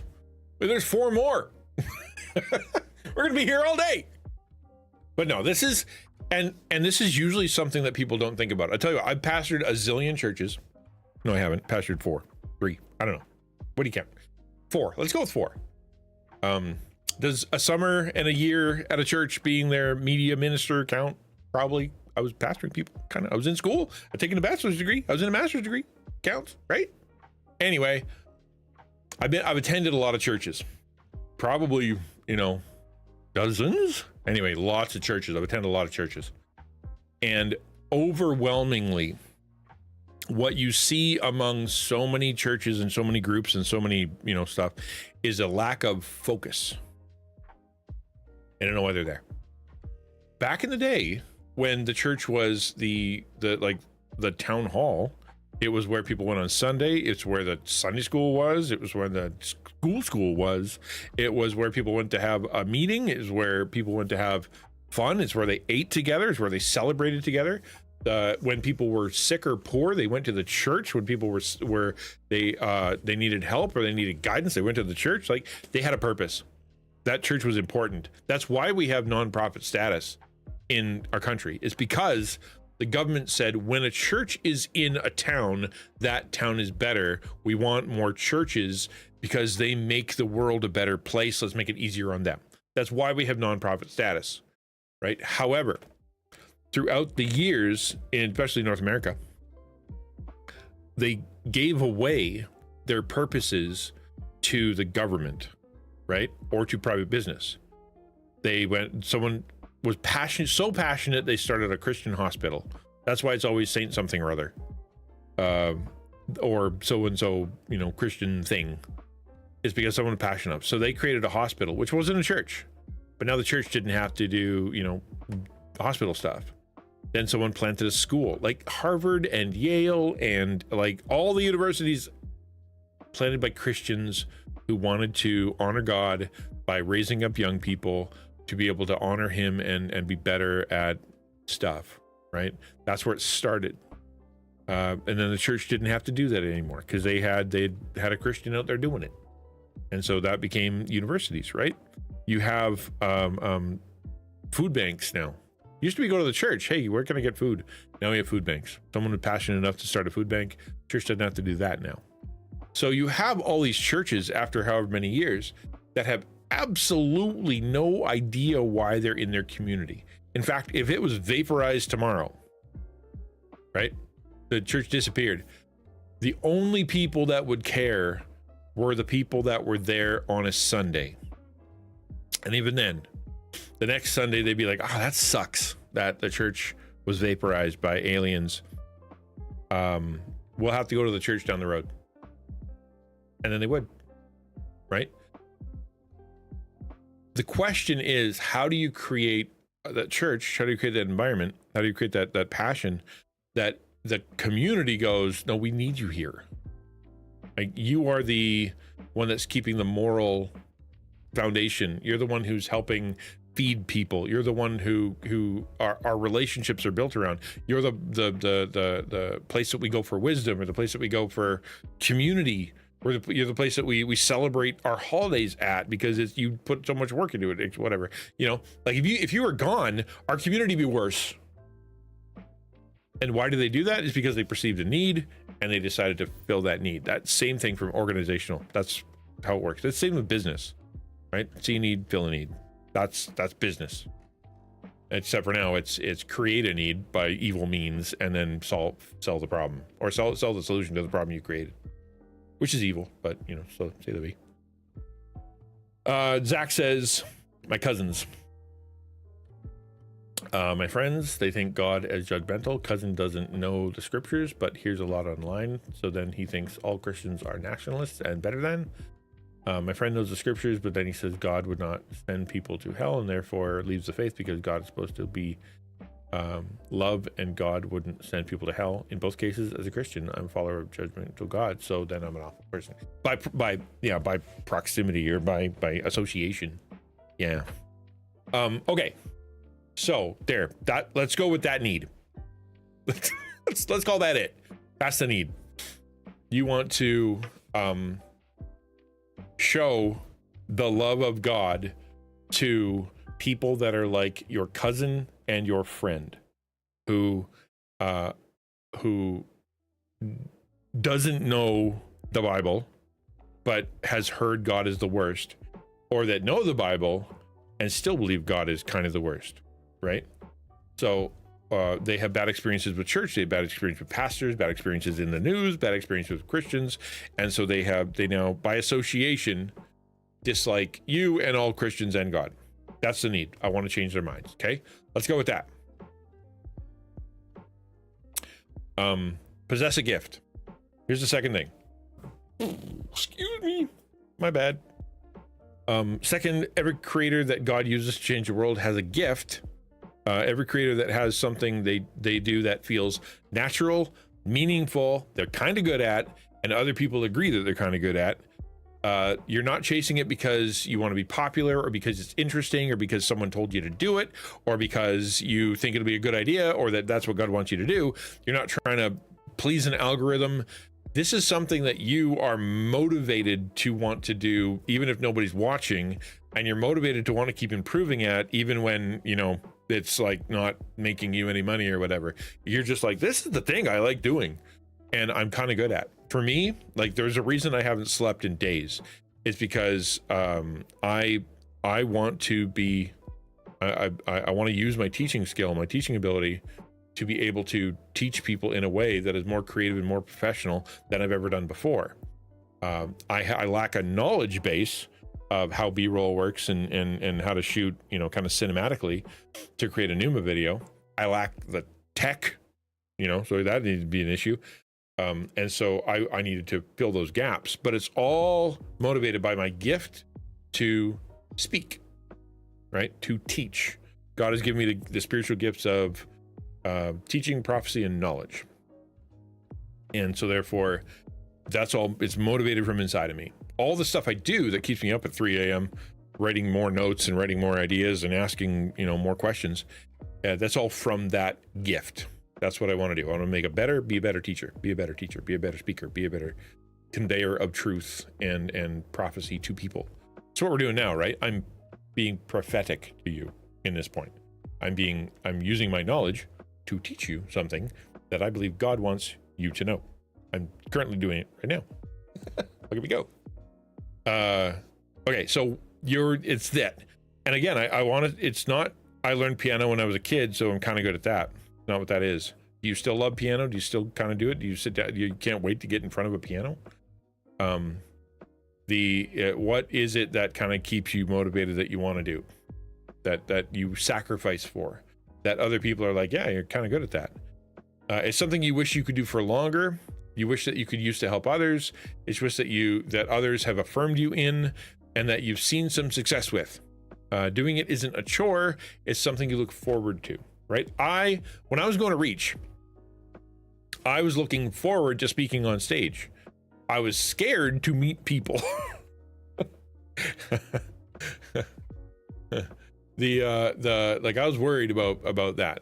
But I was excited to teach. I wanted to be part of helping, and I wanted to use my gift to hopefully help some people.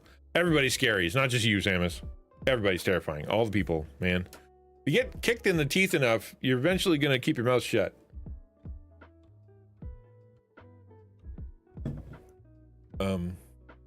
Yeah. So, what is that for you? Right. Since you're an avatar, Shepherd, you're a little less scary. You're an adorable little avatar. I'm not too worried about any attacks coming from there.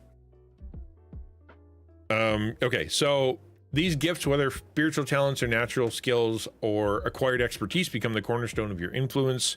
The audience comes to you to watch you do whatever it is because you do it better or differently than most. For some, the gift might be that they are great at games or great at a certain game. For others, it could be artistic expression or even a good sense of humor. Some are great at holding people's attention. Some have strategic minds that break systems. Some are problem solvers. What's yours? Right? I think it's calm. It is. It's good. Yeah, there you go.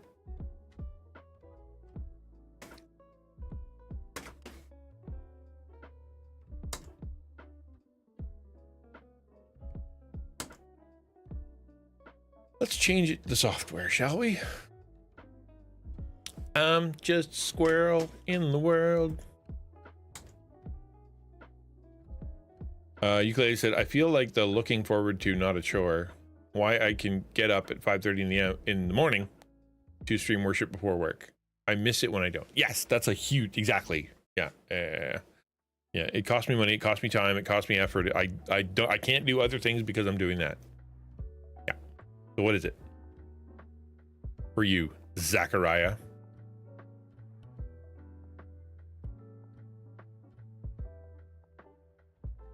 All right, I'm switching to Caster Labs because Ground control is being poopy pants, man. Holy mackerel.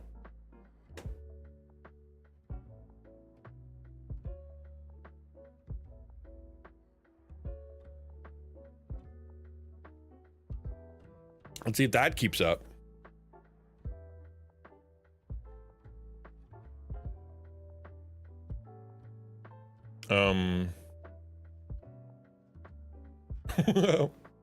Wait for Zach or Samus or anybody else who wants to say something.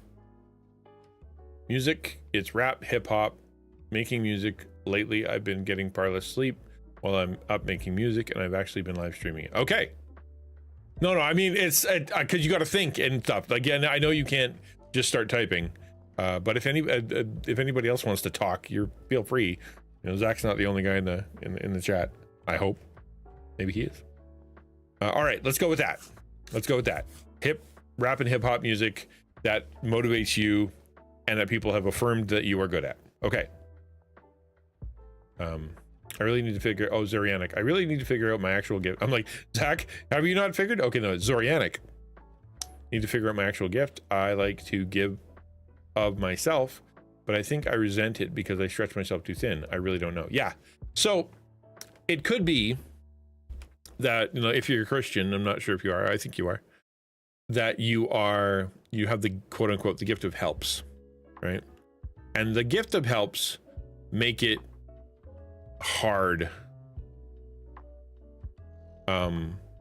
because your motivation is to help.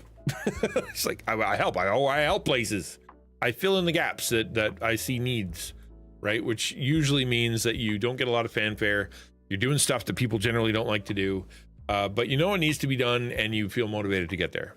Is that similar to what you're talking about?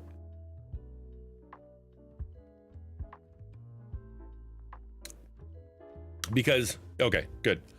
So this questionnaire is helpful for people who are trying to be a thing, right?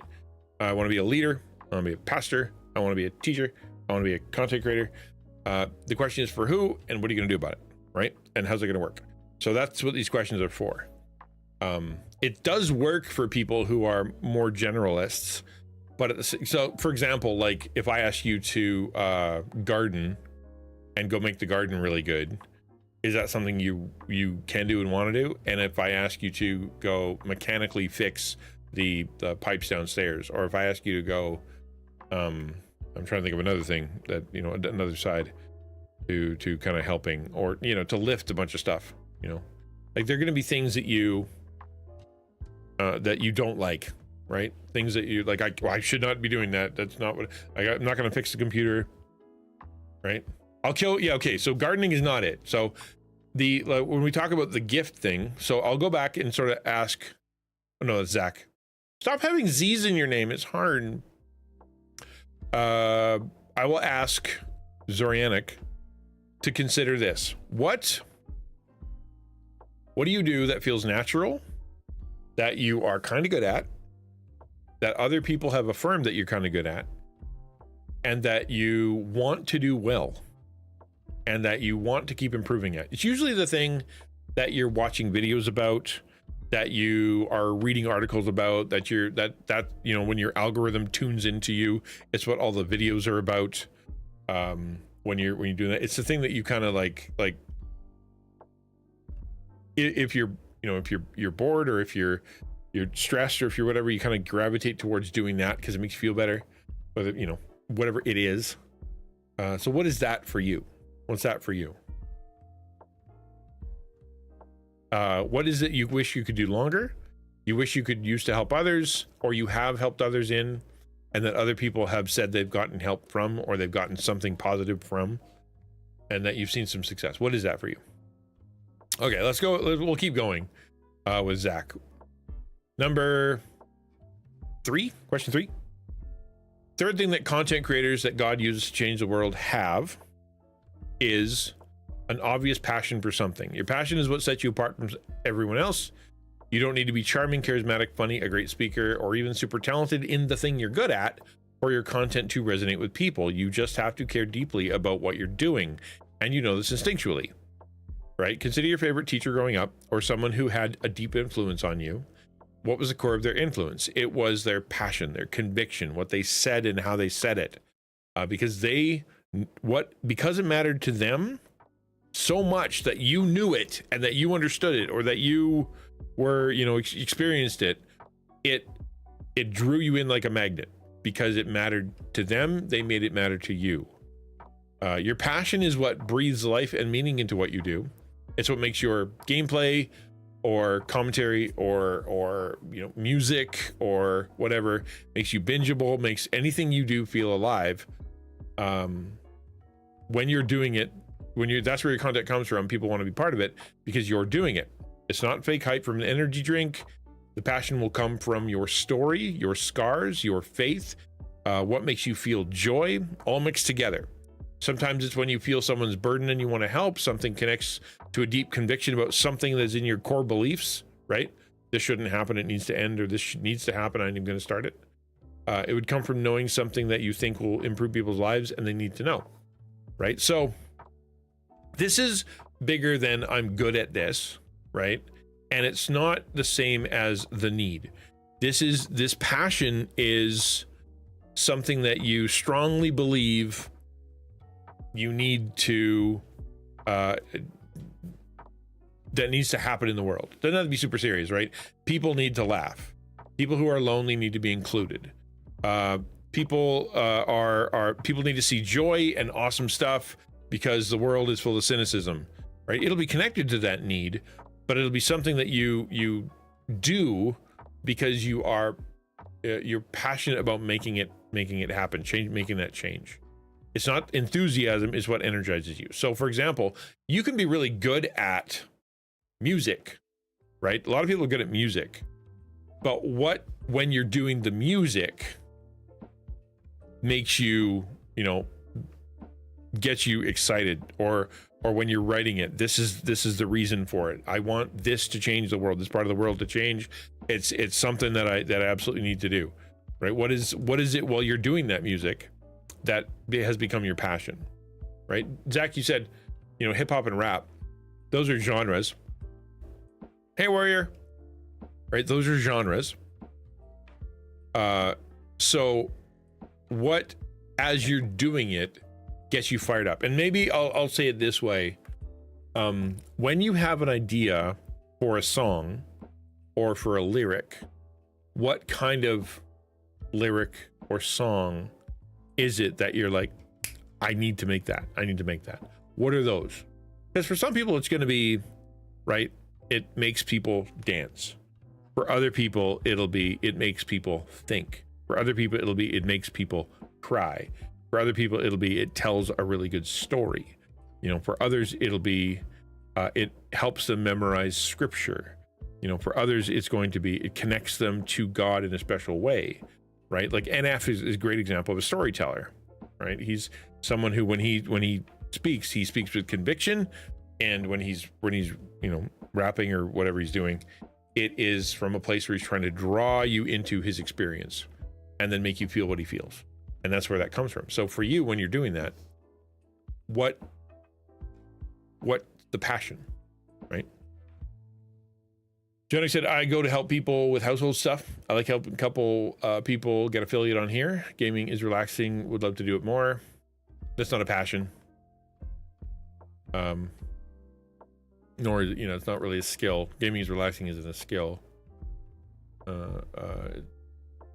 No, I wouldn't say gaming is if you find it relaxing, because it's something you do to wind down, to turn off, to, it's not something that gets you fired up.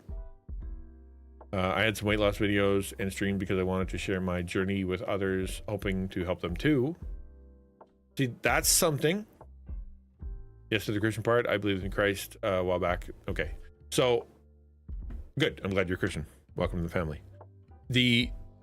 That part at the end there, where you're like, I had some weight loss videos because I wanted to share my journey with others, hoping to help them too. So you saw a need.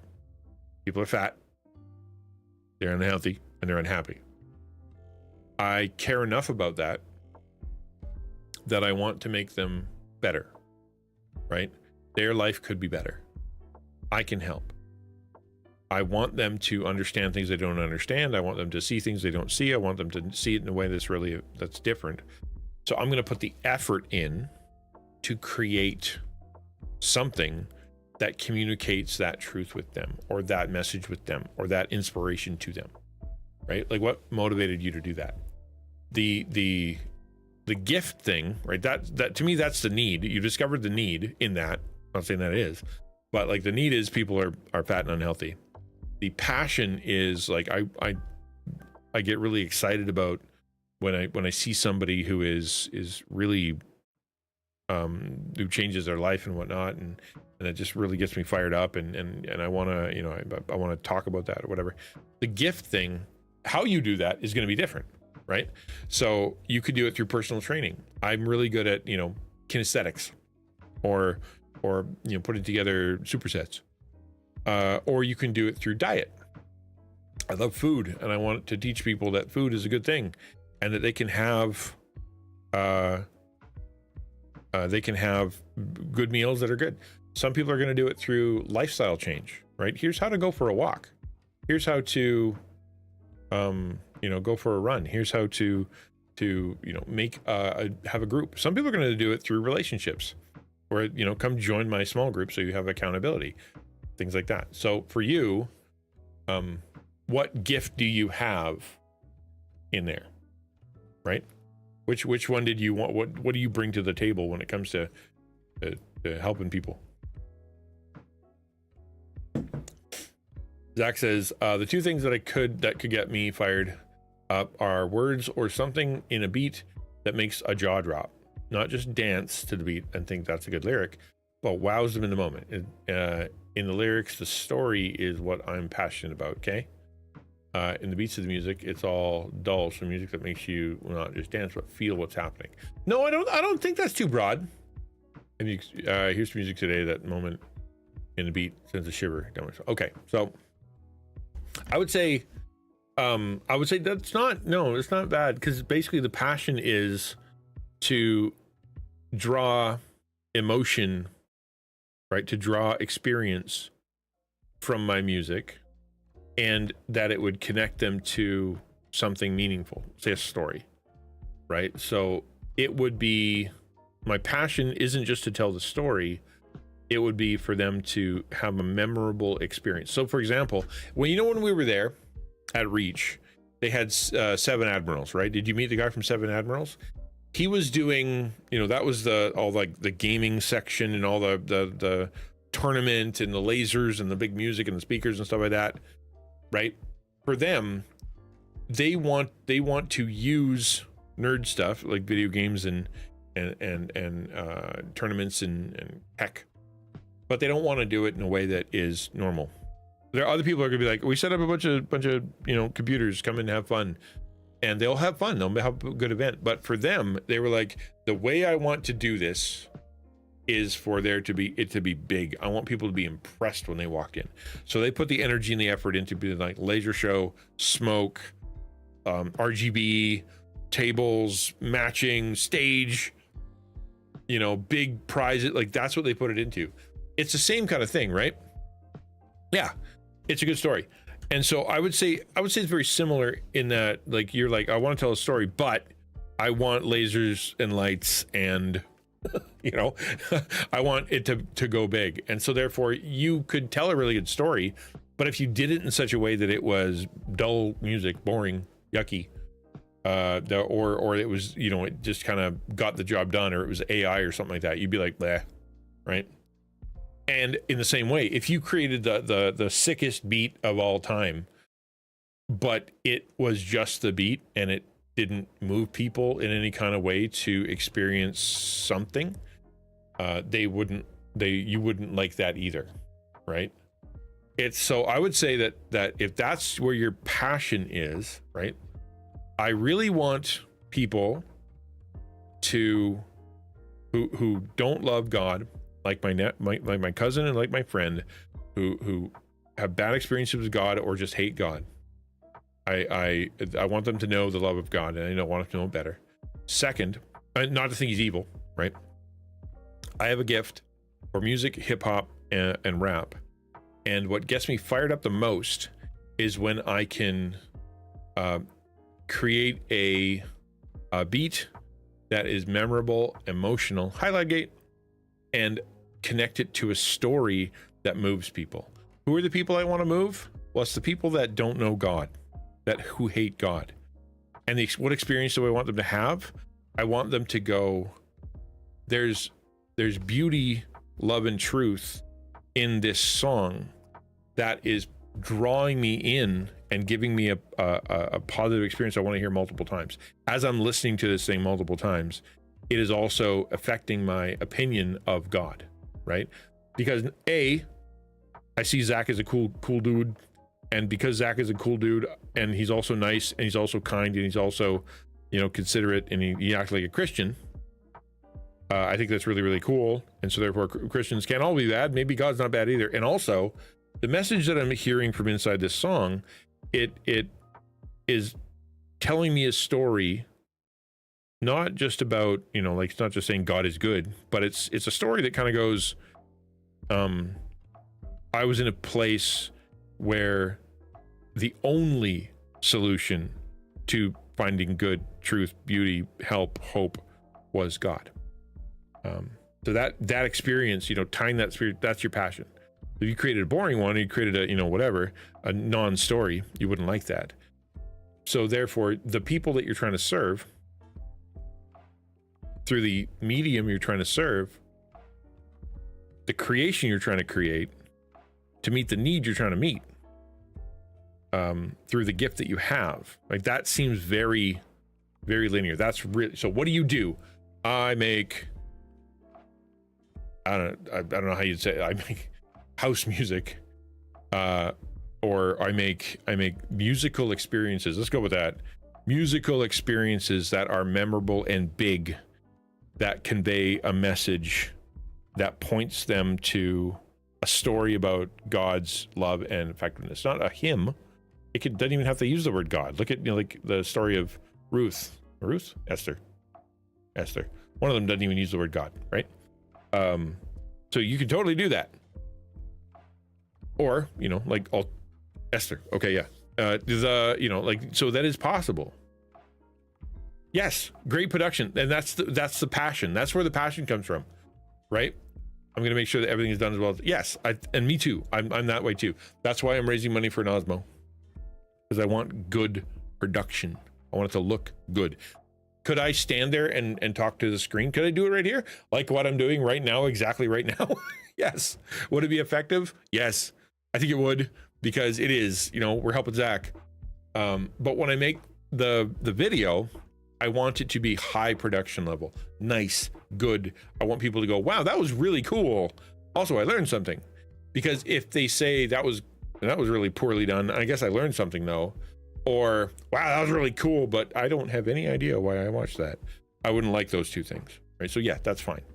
Totally. I'm going to scroll up because I missed a bunch of stuff.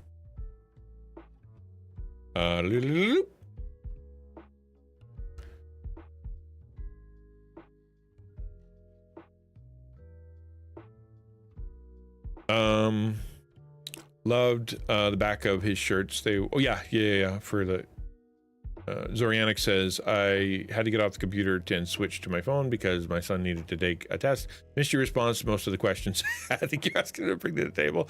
I read what you said, Zorianic, and it was basically like, no, if gaming's relaxing, that's not your passion, that's not your gift. And so therefore, like, I went to it said the weight loss thing, right? That shows you saw a need, it motivated you, and you wanted to create something so that you could bring those people a solution to a problem that you saw. That was a need. The question is, what gift do you bring to the table? Because the gift could be you teach diet, or you teach movement, or you teach lifestyle, or you teach relaxation techniques, or you teach how to make desserts.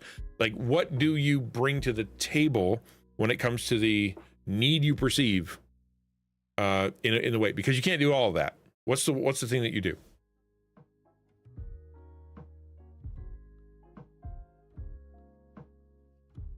There's a whole YouTube channel for helping people. The guy mows lawns for people in need. Yeah. He's cool. He's got a good story. Okay, where are we at? Still scrolling. Sorry.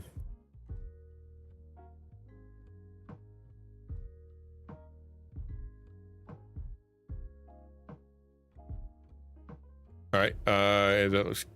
If it looks sketchy to be, but it's smart, or if it looks cool but it's empty, it isn't going to get shared to help more people. Yes, exactly. It needs to have both. I mean, you can create a really vapid experience that people are going to share, right? But it's going to disappear. Ultimately, it's not going to change lives. There's been lots of those, you know. And you can create really meaningful teaching stuff that changes people's lives, but it's done in just a really terrible way that eventually people are going to be like, I know it's good, but I don't want to watch it, right? Because it's just blah, you know. I wish someone would make a better version of it, because I can't sit through that. And that we've all experienced that, right? Finding that balance is what gives something life. It gives something legs. Okay, so we've helped Zach so far. That's good. Okay. Here's the last two. Persuades the people. Okay, so at this point, you've identified your problem. You feel called to do something about the gift that energizes you even to keep trying when it's hard, and a deep, passionate conviction about something that, when you talk about it, your eyes light up and you can go on for hours, right? Which is, like if I push the, hey, Zach, what makes a good song? Or, hey, Zach, tell me about a song that kind of embodies story. We're going to be there for a while, I would imagine, right? And he's going to whip out CDs and he's going to, try to listen. He's going to recommend 12 different artists and he's going to make you sit down and listen to them. That's because that's where the passion comes from. So what happens when you figure that out? Sorry, Cleo, not for this stream. People, yeah, exactly. Energizer Bunny. People start to be attracted to you once you figure all that out. They see conviction, purpose, passion, excitement, and excellence, and they want to be part of it. You persuade a people. Okay, so it's going to be lonely for a little while because you're kind of doing this on your own. And yeah, you're going to gather some folks because you're going to, if you do well and you're in God's,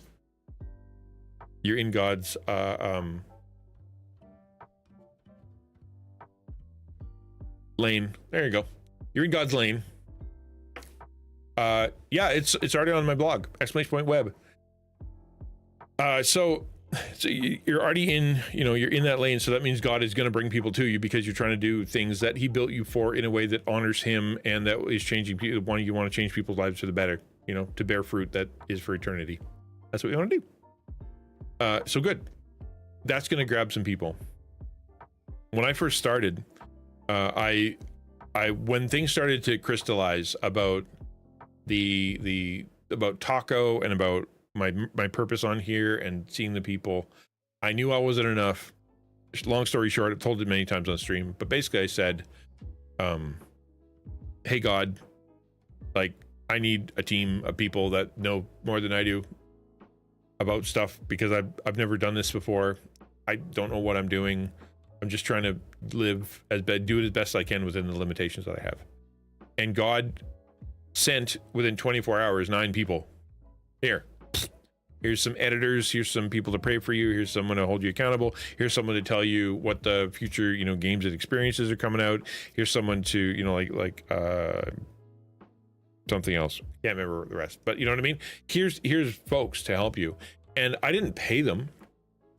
I literally said, can you be people who I can just ask to do something without saying please and without wondering if you're going to be willing and would you mind and all the rest of that jazz? Can I just ask you to do it so that my channel gets better, so that my content gets better? Thanks for the lurk. And the answer was yes. That group, as my channel kind of improved and as we started to crystallize what it means to serve content creators, became the first class, right? The first content creator class. and the well, at least most of them did. And then as Taco got launched, half of them became the board and volunteers and leaders in the community, right? That because they saw, and again, I haven't paid anybody a dime. It's just because they saw the passion in me, they saw the quality I wanted to bring, they saw the gifts that I brought to the table, and they saw that I was willing to do it, you know, with all my might, I suppose. And they were willing to go, okay, I can get behind that. And I'm willing to give my time and my energy and my effort and my attention and my take time out of my life and money out of my life to support that, right? That's what happens. I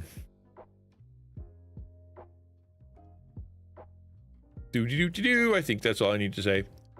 So yes, that's what's going to happen. The question is, I guess, you know, and we can talk about this in a different video or a different conversation, that, you know, what do you do with these people? How do you get them? How do you train them? How do you make sure they're the right people? But regardless, you're gonna start attracting a community of followers. One of the things that people say in leadership, you know, is do you want to know if you're a leader? Look behind you, right? Like is there anybody actually following you? And it's a good test. So I would say that one of the affirmations you'll find of whether or not you're on the right track is if people are starting to join, right? People are starting to join. If you're having to beg, if you're having to like pay for stuff, if you're having to like I guess manipulate, I don't know, if it's not coming to you that people want to actually help or contribute or give or donate or, you know, whatever, share, if it's not happening, you might not be in the right lane. It might be something you like to do, might even be something you're good at, but it's obviously not something that is changing lives. It's not something that has a big enough vision that people are drawn into it. Could be that you're doing it with less passion. Could be that you're doing it poorly. Could be that you're doing it purposelessly. You know, like you're great at playing that game or you're great at singing that song, and I can see passion in it, but I have no reason why you're doing that. Why are you asking me for money? So you can do another one? So you can still be on Twitch? So you can sing another song? I guess, you know. But if you said, I sing songs and I do that, and we've seen lives changed, we've seen God glorified, we've seen things, the world become a better place because of what we've created, you know, what is being created by me, I suppose, by the singer, they're going to go, okay, that I can get behind, right? That I can get behind. And it'll be an affirmation, a confirmation of what you're doing. Yuke says, we've got to be careful with that. Like, why people are following. We want people who are following us to Christ, not just dazzled by the shiny stuff. That's what I'm saying, right? Like you'll gather people with the shiny stuff for a while, and that's valid, right? That's valid. It's people like stuff, and it's okay to like stuff, and not everybody has to be hyper missional. Like I said, it doesn't have to be super serious. It could simply be, I want to create funny videos because this world is a miserable place, and I want people to laugh. That's plenty. If God has created you to be a comedian and to use your gifts to make people laugh, and that brings them joy, and in bringing them joy, you're able to kind of bridge them to a better place that lets them, you know, find some light. Good, right? Ultimately, I think as a Christian, you're going to be like, yeah, but how do I bring them to Jesus, right? So you're going to figure out that funnel, you know, between your funny stuff to building a community, whether you partner with someone, whether you serve someone, or use all the money that you make doing funny videos to serve your passion, you know, somewhere else, like to bring up more comedians or to help a school or something, right? What I was just saying, it's gonna be motivated. It's gonna come out of you at some point that you're gonna want to do something meaningful with what you've done. But I don't think it's bad if you are, if you're funny or if you're creative and it doesn't like point to Jesus, you're not making crosses on everything. That's okay. Like that is also good content, is also helpful. Like if your music is just like game music, right? What if you write background music for games like Zach's gonna do? Does that make it invalid? Does that mean you're not living out your passion or whatever? No, because Zach is using his gift to create experiential music for a fellow believer, who wants to use their gift in a game that has nothing to do with Jesus to draw people into a place where they can understand, they can have joy, you know, whatever his mission is. I don't know. But for Zach, he's using it to serve the kingdom. Didn't have to be evangelistic, doesn't even have words, but he's still serving the kingdom. Virus explosion is kind of scary to me. I hope it never happens to me. It's a double-edged sword for sure. Double-edged sword for sure. Right? I think it's got good and bad. Yeah, the Pixel Orchestra was crazy. Very, very cool. Okay. Last thing. And then we'll have Zach completely fixed. Pursue a purpose. The last attribute of a content creator God can use that changes lives and the world is they pursue a purpose. Great creators don't merely make good content. Instead, they operate with a sense of divine assignment that urges them forward. Keeps them going when they're tired, when it's not working properly, when the algorithm ignores them, when people come against them, when chat is empty, when their friends and family don't really get it, when people say it's a waste of time, when trolls show up and make them miserable, when a collaboration falls apart, when they feel like the content they worked on actually sucks, because when they feel discouraged and want to quit, they keep going. Why? Because it's why God put them on earth. Okay? They create because it's something they care about. They believe God is using it. They figure out a way to do it no matter the limitation. Like, if you guys don't help me by the Osmo, I'm still going to make a video. I'm still going to do my best to make the video. I think it'd be better if I had it, but I'm still going to do it. We'll figure it out. And they believe with all their heart it's something they isn't something they can do. It's something they must do.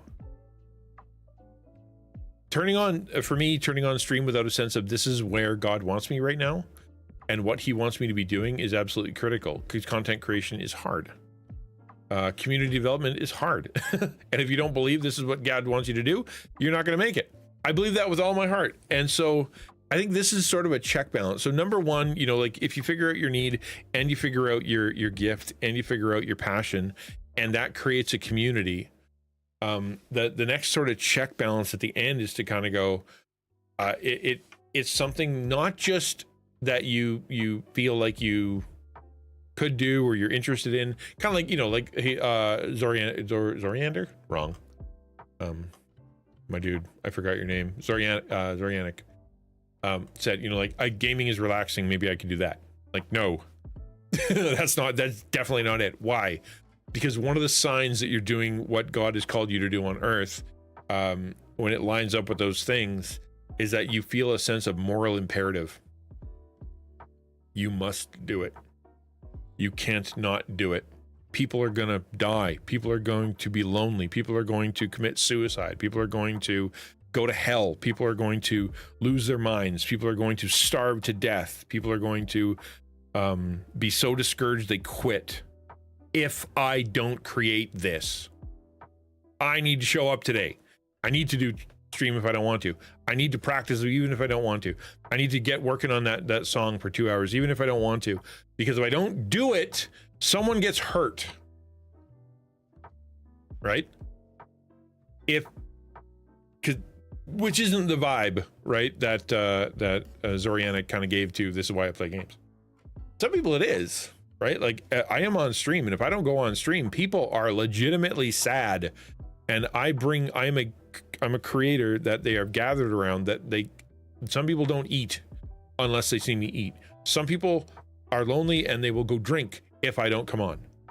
You know, there's some people that I'm the only Christian they know, and I'm the only person that kind of gets them, and they've said that to me, and they're on the edge and they're suicidal and they feel miserable and nobody's around, and if I don't go on, I'm worried about them, right? That motivates them to get on. And even if they're doing silly stuff, like I'm looking at weird pictures or you know, we're playing an old retro game, doesn't matter. The motivation is it must be done, right? It's a moral imperative. When you get those 5 things together, the world changes. You will change lives. No question. No question.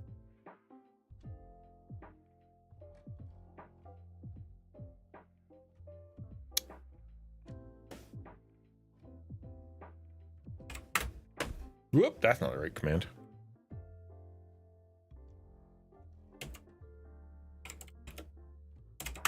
I need to put up, I've got a stream deck sitting over here on the generic first page that comes up because I haven't set it up yet.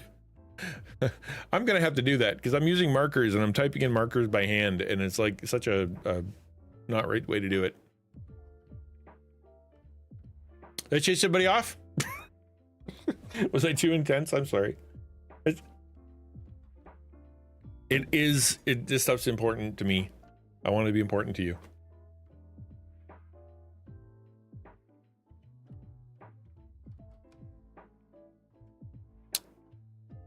Okay. All right, cool. Remember this happened at church.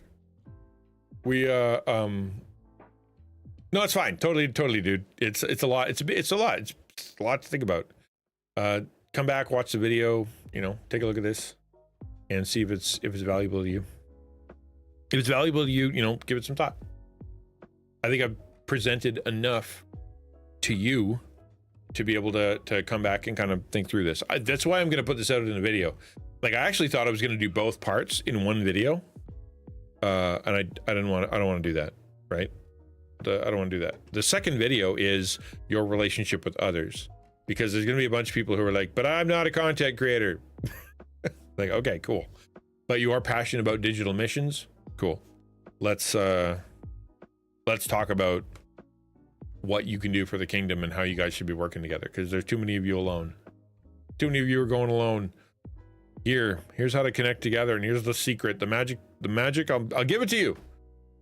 Just do what you're told, and your life will get better. Promise, right?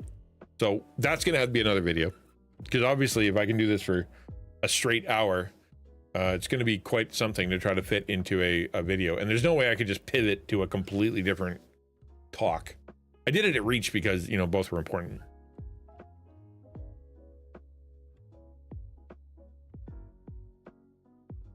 We all need to relax and rejuvenate when the logs are too fast. Little girls get hit with them. Yeah. I agree.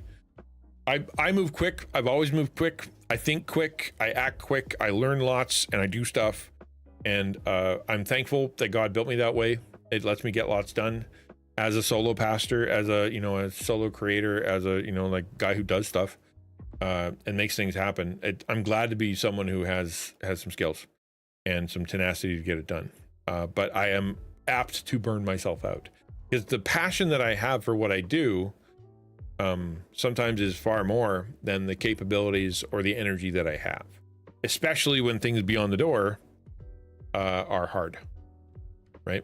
Like, if I'm draining here, giving you guys my all, giving the content my all, giving the videos, giving the talks, giving everything kind of all of me, and then when I step away from stream, I'm like, wow, that was a lot. Golly. that was I'm gonna go sit down now for a minute, and then I step out there and there's more things kind of pulling at me, right? I'll burn out because I won't stop. Why? Because of the moral imperative thing. I have to do it, otherwise it's wrong. I have to care for my wife, otherwise it's wrong. I have to care for my children. I have to care for what's going on out there. I have to care for the people that God has given me. I have to care for the content creators. I have to show up and make good content, because doing it right is important. Doing it crappy means people could die. Not gonna happen on my watch. And so I give, and then then I fall apart. So. Not Samus just donated 25. Aw, thanks, dude. They said for the Osmo. Thank you, person who is definitely not Samus. That's very helpful.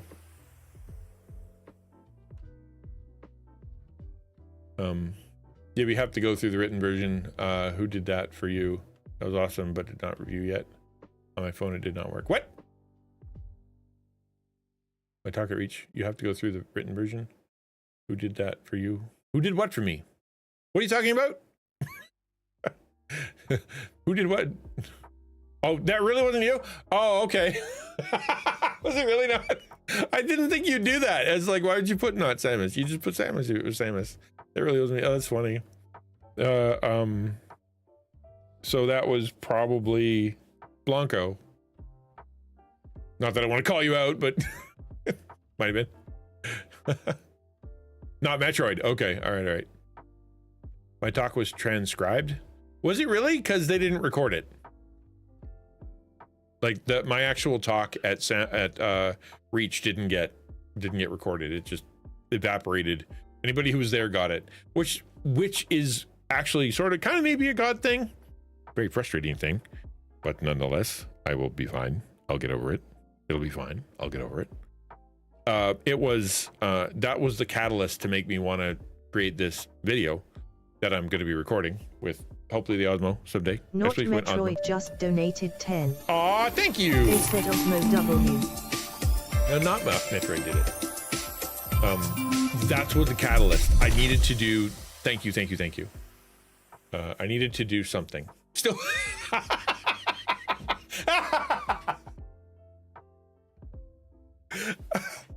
What's it called when you when you throw someone under the bus because you be like, this is, they're to blame, and you just like, it all falls on them. What do you call it when this is happening? This is like putting you on the bus. Are you like, where in the scenario of the bus are you if you're not being thrown under it, but like the opposite, making you drive the bus? I don't know. I'm not good enough with. But thank you. I really appreciate that. That's really, really close. Very, very helpful. Okay, good. That's that. I'll stop preaching it. We're not going to do part 2, but by God's grace, within the next 2 weeks, hopefully by next Saturday, not this coming Saturday, but next Saturday, Bus I will driver have just this. donated 10. The bus driver. Okay, good answer. I'll take that. Thank you. I really appreciate it. The people doing that. That's really cool of you. Very cool of you.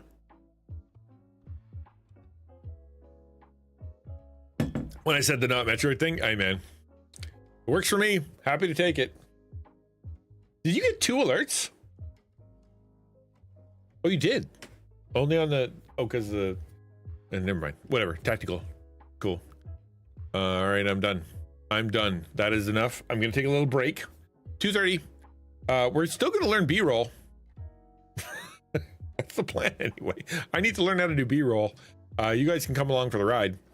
And I'm going to, seems like somehow the mod on your channel is getting trolled by people gifting. I know, right? How is that working? I don't know. Yeah, there's something happening that I don't understand. Yes, I do appreciate you doing that. And if we can get to the goal, I'll buy this thing today, hopefully by God's grace, because the sale will still be on. Technically, it's something Tuesday? I don't know what the sale is today, but they figured it out. It's Twitch. No one understands, right? Okay, I'm gonna take a quick break.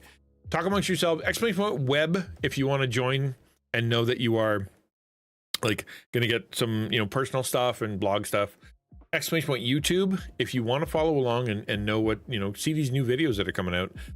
YouTube, exclamation point YouTube. And then how about exclamation point gotcha? Try that one and see what happens. In the meantime, I'll be right back and I'll see you very soon.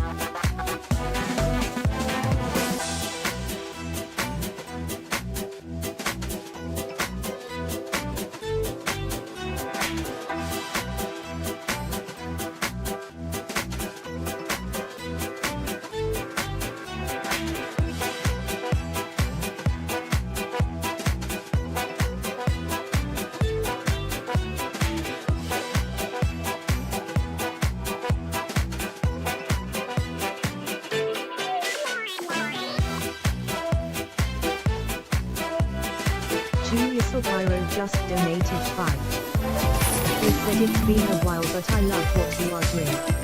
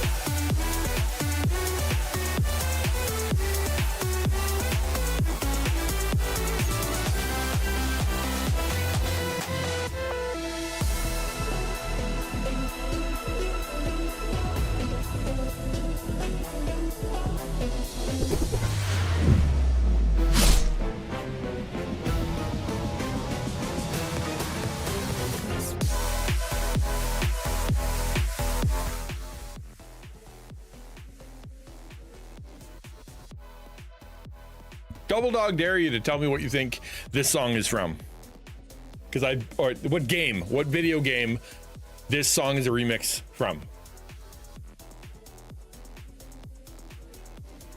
Yo, did I get a, thank you very much. No idea, right? Thank you very much. I really appreciate that, Julius. Very cool. Very cool of you.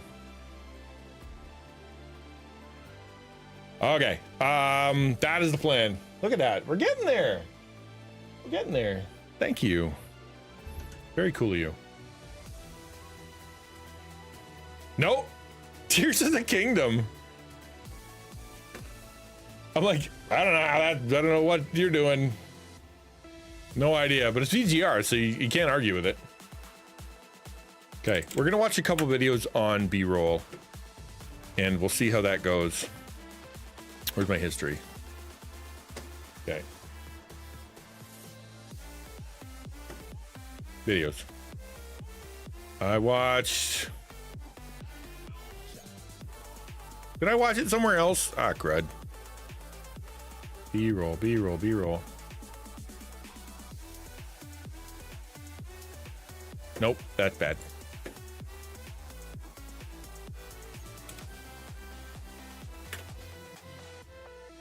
There. Yeah, this was all right. Actually, the previous one was even better. Hold on. Let's watch this one first.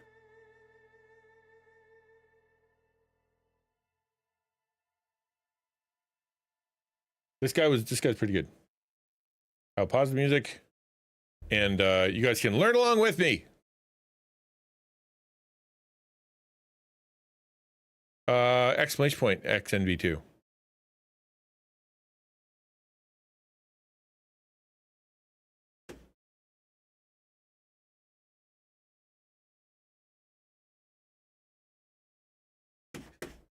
Come on, man. I know how to do this. The heck?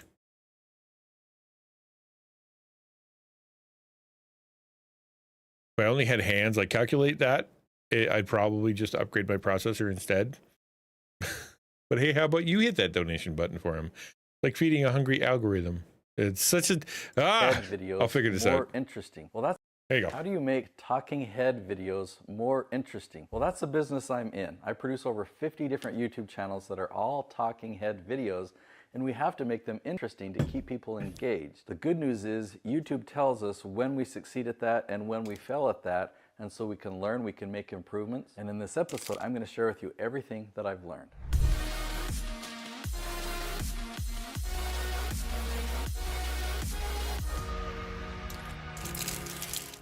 All right, I've got 10 tips that I'm going to share with you that will make your talking head videos more interesting, more entertaining, and will keep people's attention longer. Okay, so tip number 1 is to understand that the content is more important than the packaging, right? We think about a lot of the bells or whistles or things that we can do after the fact or around our video to make it more entertaining. Maybe it's the text effects or whatnot, but the content itself is what you should focus on. Number 1, I mean, that's the priority. If you're making a talking head video, you're teaching, right? This is how-to content. You're answering their question. That's gonna keep things interesting and keep people interested. These are people that have never heard of you before. If you use PayPal, yeah, I see it. It's on there right now. Thank you very much. Much appreciated.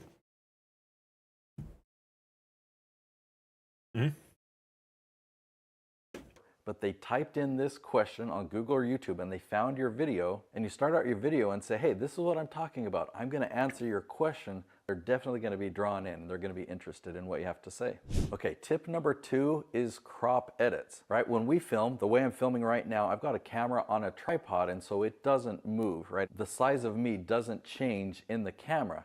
But in post, when my team edits it, you'll notice that sometimes they will crop in, and then they'll crop back out. Now, typically we don't do it that fast, but maybe every 15 or 20 seconds, we change that crop, and that keeps things interesting. So I think that's going to be a challenge for me, because I will always be trying to figure out what the perfect crop is, or when people get bored, or et cetera, et cetera. Like, I literally don't know. XtianNinja, I have work call at 3, so I'm asking now. Do you have a phone alarm set? I do, actually. Yes, I do. I was going to end at 3-ish because I had to do, I'm going to be on a podcast at 3:45. So that's how it works. When I was younger, I was getting wasted and ducking cops and starting real ruckus. I hear you kids talking like an episode of Friends of Seinfeld. Nah. Yeah, that's boring. The getting wasted, ducking cops, and ugh, gross. So dull, so not memorable. All I feel is sick and guilty. I promise youth group was way more fun. Now, essentially, a crop edit is a jump cut. This but is you're hard. changing the crop of the video while you do a jump. So the great thing during filming is if I'm talking and I forget my words and I need to restart the sentence or something like that, the team can do a jump cut. But if they also do a crop edit, there's no hesitation. You don't even know that there was an edit there. Tip number 3 is to include visual. And I think one of the tricks, and I learned this elsewhere, no tax receipt. Exclamation point donate if you want a tax receipt. That's where you donate if you want to do the nonprofit tax receipt. Good time of year too. aids. Like you might use a flip chart or something like that. Oh, sorry. I was saying to be able to do this, apparently what you do is you shoot in 4K, you release in 1080p, and that gives you a lot more real estate to work with when it comes to cropping and being interesting. Happen to be teaching about money and how money is made, to actually have something and be able to point to it. Now this is just fake money, so don't think I got $100 bills lying around. But having something to show, a visual aid like that, can really help things stay interesting. Now tip number 4, something that's really... So I was thinking about this, the visual aid thing. I know we're not quite doing B-roll yet, but when I talked about how I was going to do the game to life videos, having that monitor sitting somewhere with me standing beside it or sitting beside it with the video game on it, right? Like the title screen or whatever. And me starting, the plan, I'm going to start every video with, or we'll see how it goes. But like the plan at this point, having not recorded one yet. So I was playing game and then this happened, right? So because you need a hook. Hey, just Jay, doing all right. How are things? How are they? Doing all right. Things are fine. We're hanging out. We did a lot of chatting about life, the universe, and everything, and now I'm learning how to do make videos. So hopefully you guys are too. And what was it? Oh yeah. So and because you need a hook for the shorts, you need a hook for the video or whatever. So I was playing this game, and this happened, and then cut to scene of the actual thing happening in the game. Cut back to me doing the color commentary, right? So the prop would be the monitor, something to look at. I can't think of one for on location shoots. Maybe the location is good enough, like to be able to say. I was looking through some ideas, and one of the ideas was to light each location, no matter where you are, with the same kind of scheme. Like have a purple light shooting up a wall, even if you're under a bridge, or if you're in front of a building, or if you're inside of a GameStop or something like that, to have a purple light shooting somewhere, because that's the sort of the international sign of, hey, this is about gaming or something tech related. Look at that color, And so I'm like, kind of, but at the same time, And another one was to kind of put this in frame, like this, the ring light here, as a symbol of, hey, you're watching a video about content creation.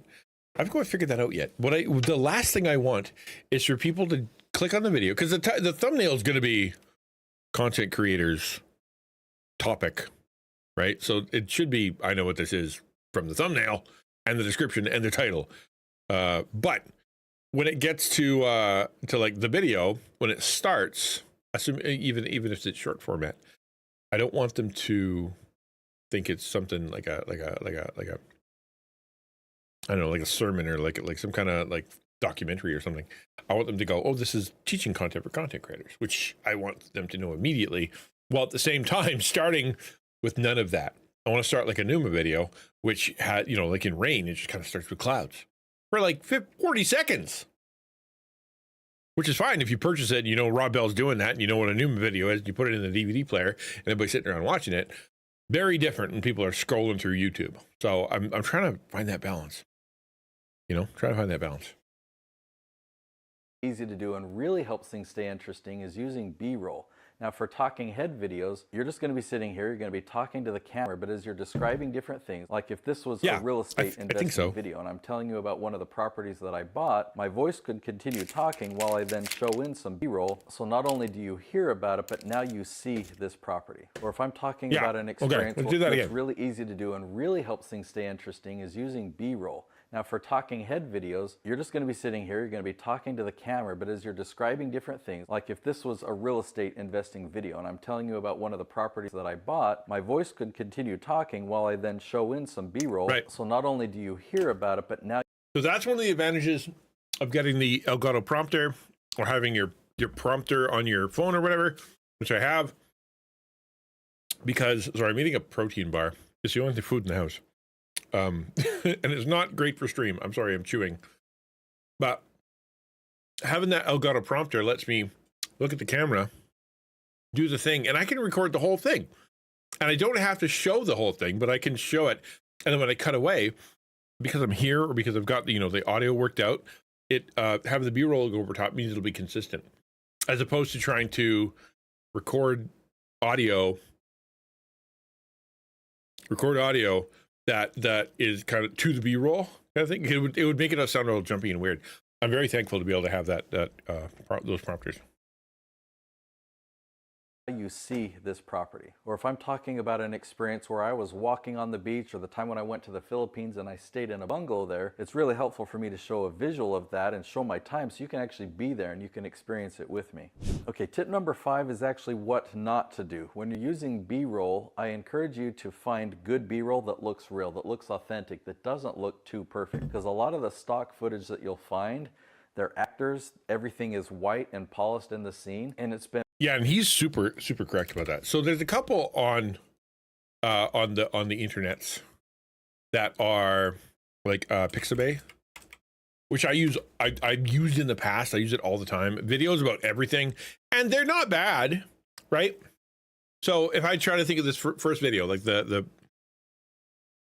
purpose video that we just kind of did 2 hours of, being we're going to be talking about. What is your life purpose, and me talking about kind of giving my story about when I didn't have purpose, right? So what would that look like? Well, if I put in church, right, as in like to talk about church, none of them are going to be like, I could do this one, I suppose, right? It's not bad, but then when I cut to me, right, it's going to be jarring. And so the smart play is to shoot all of your own B-roll at the place that you're at so that it's consistent. Like I'm going to go to one location, all the B-roll comes from there, and then you try to splice it in as you can. There's some cool stuff, right? And sure, it's not bad to, like, if this is what you have to work with, this is what you have to work with. If it's going to work, so be it. But in order to make it more, for lack of a better term, Numa-like, Numa video, is I gotta film it myself, because it needs to be a similar lighting, similar vibe, similar spot, similar story, right? Like, as in, I walk through the door and I open the door and then I come inside and then I look at stuff and you see me look at stuff, and then I turn around and I talk to the camera in the same environment. It's like we're on a journey together. However, if I just use, like, here's generic candle, here is, fountain, here is church in town, which all kind of do the job. Like, that's kind of a cool shot, but, like, I don't want to do it that way. I want to do it right, which is what he's talking about. Make good B-roll. That's why I want the next video to be, we're going to watch, is to be about how to make good B-roll. And way overused. If you use that type of footage in your video, especially if you use it a lot, I think it really downplays the videos and makes them less interesting. It makes them more cookie cutter. Tip number 6 is to add music to your videos. Yeah, this can really increase the engagement. I mean, think about any movie that you love and it's got an amazing soundtrack. So we'll just talk about Star Wars. Star Wars would not be what it is without music. Now, in a talking head video, play around with music. In some areas you may want to use it, some areas not. Find what's right for your style. Admittedly, I don't use music in my talking head videos, except during the portion So I really like what I did in that one video that I showed you. I'll show it to you again. Right here. Like, listen to this music.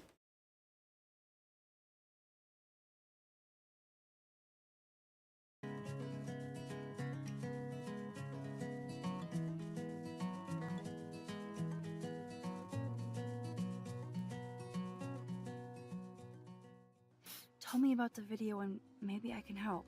Right. I think that's great. That's exactly the kind of vibe I want. I don't want to use lo-fi.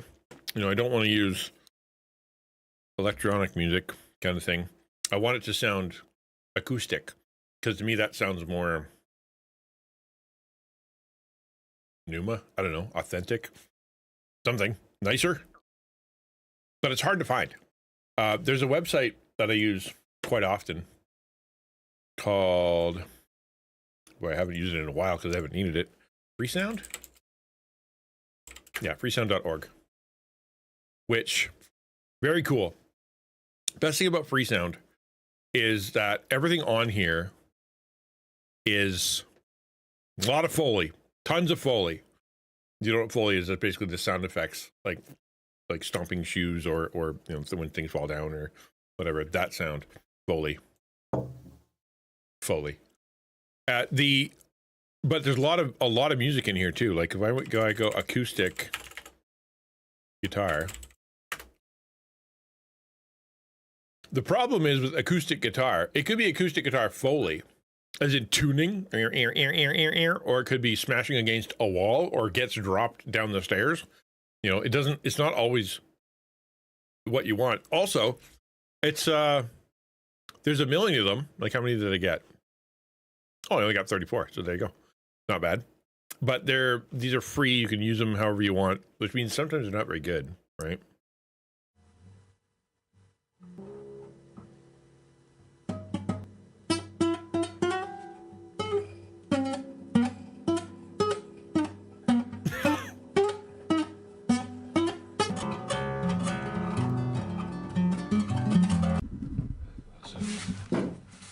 So that's not useful, right?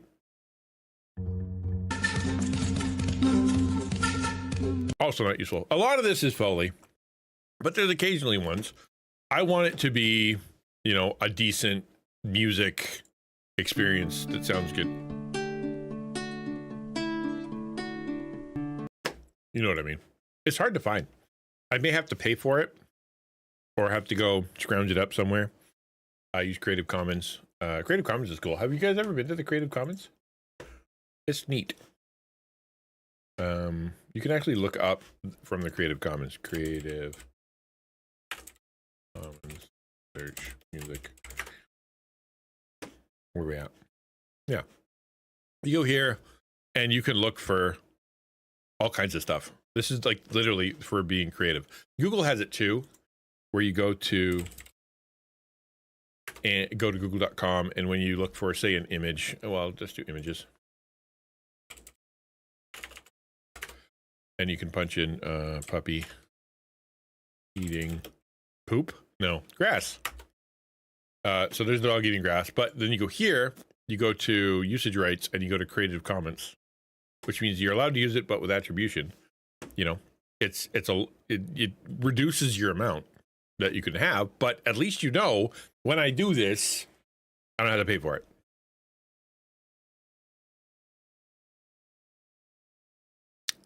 The Creative Cafeteria, it's a little different than the Creative Cafeteria.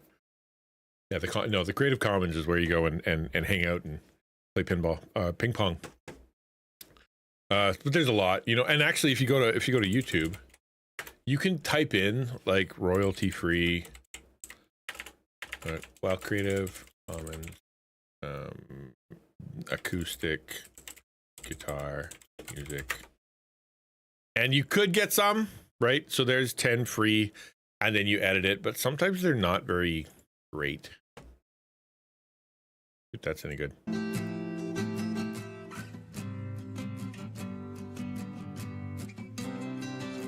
That's not bad.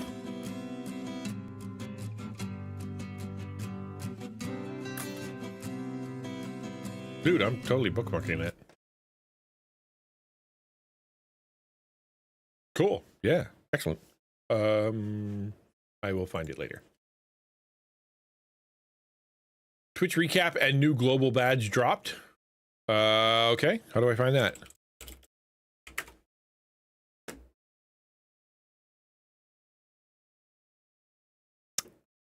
Did that work? Twitch recap 2025. Log into Twitch to get your recap. That what it wants? 2023. That's not working. What do you? I don't know. I don't know how to do this. I've never done it before. What even is a recap? Oh, is that the? Oh, it's the thing that like with all your graphics. Hold on.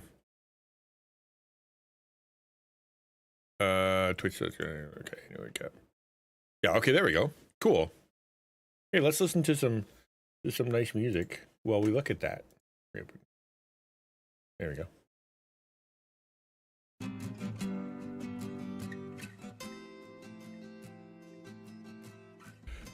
Yeah, okay, I didn't know what I was looking for. Cool. Stream 677 hours. Not nearly as much as I did last year.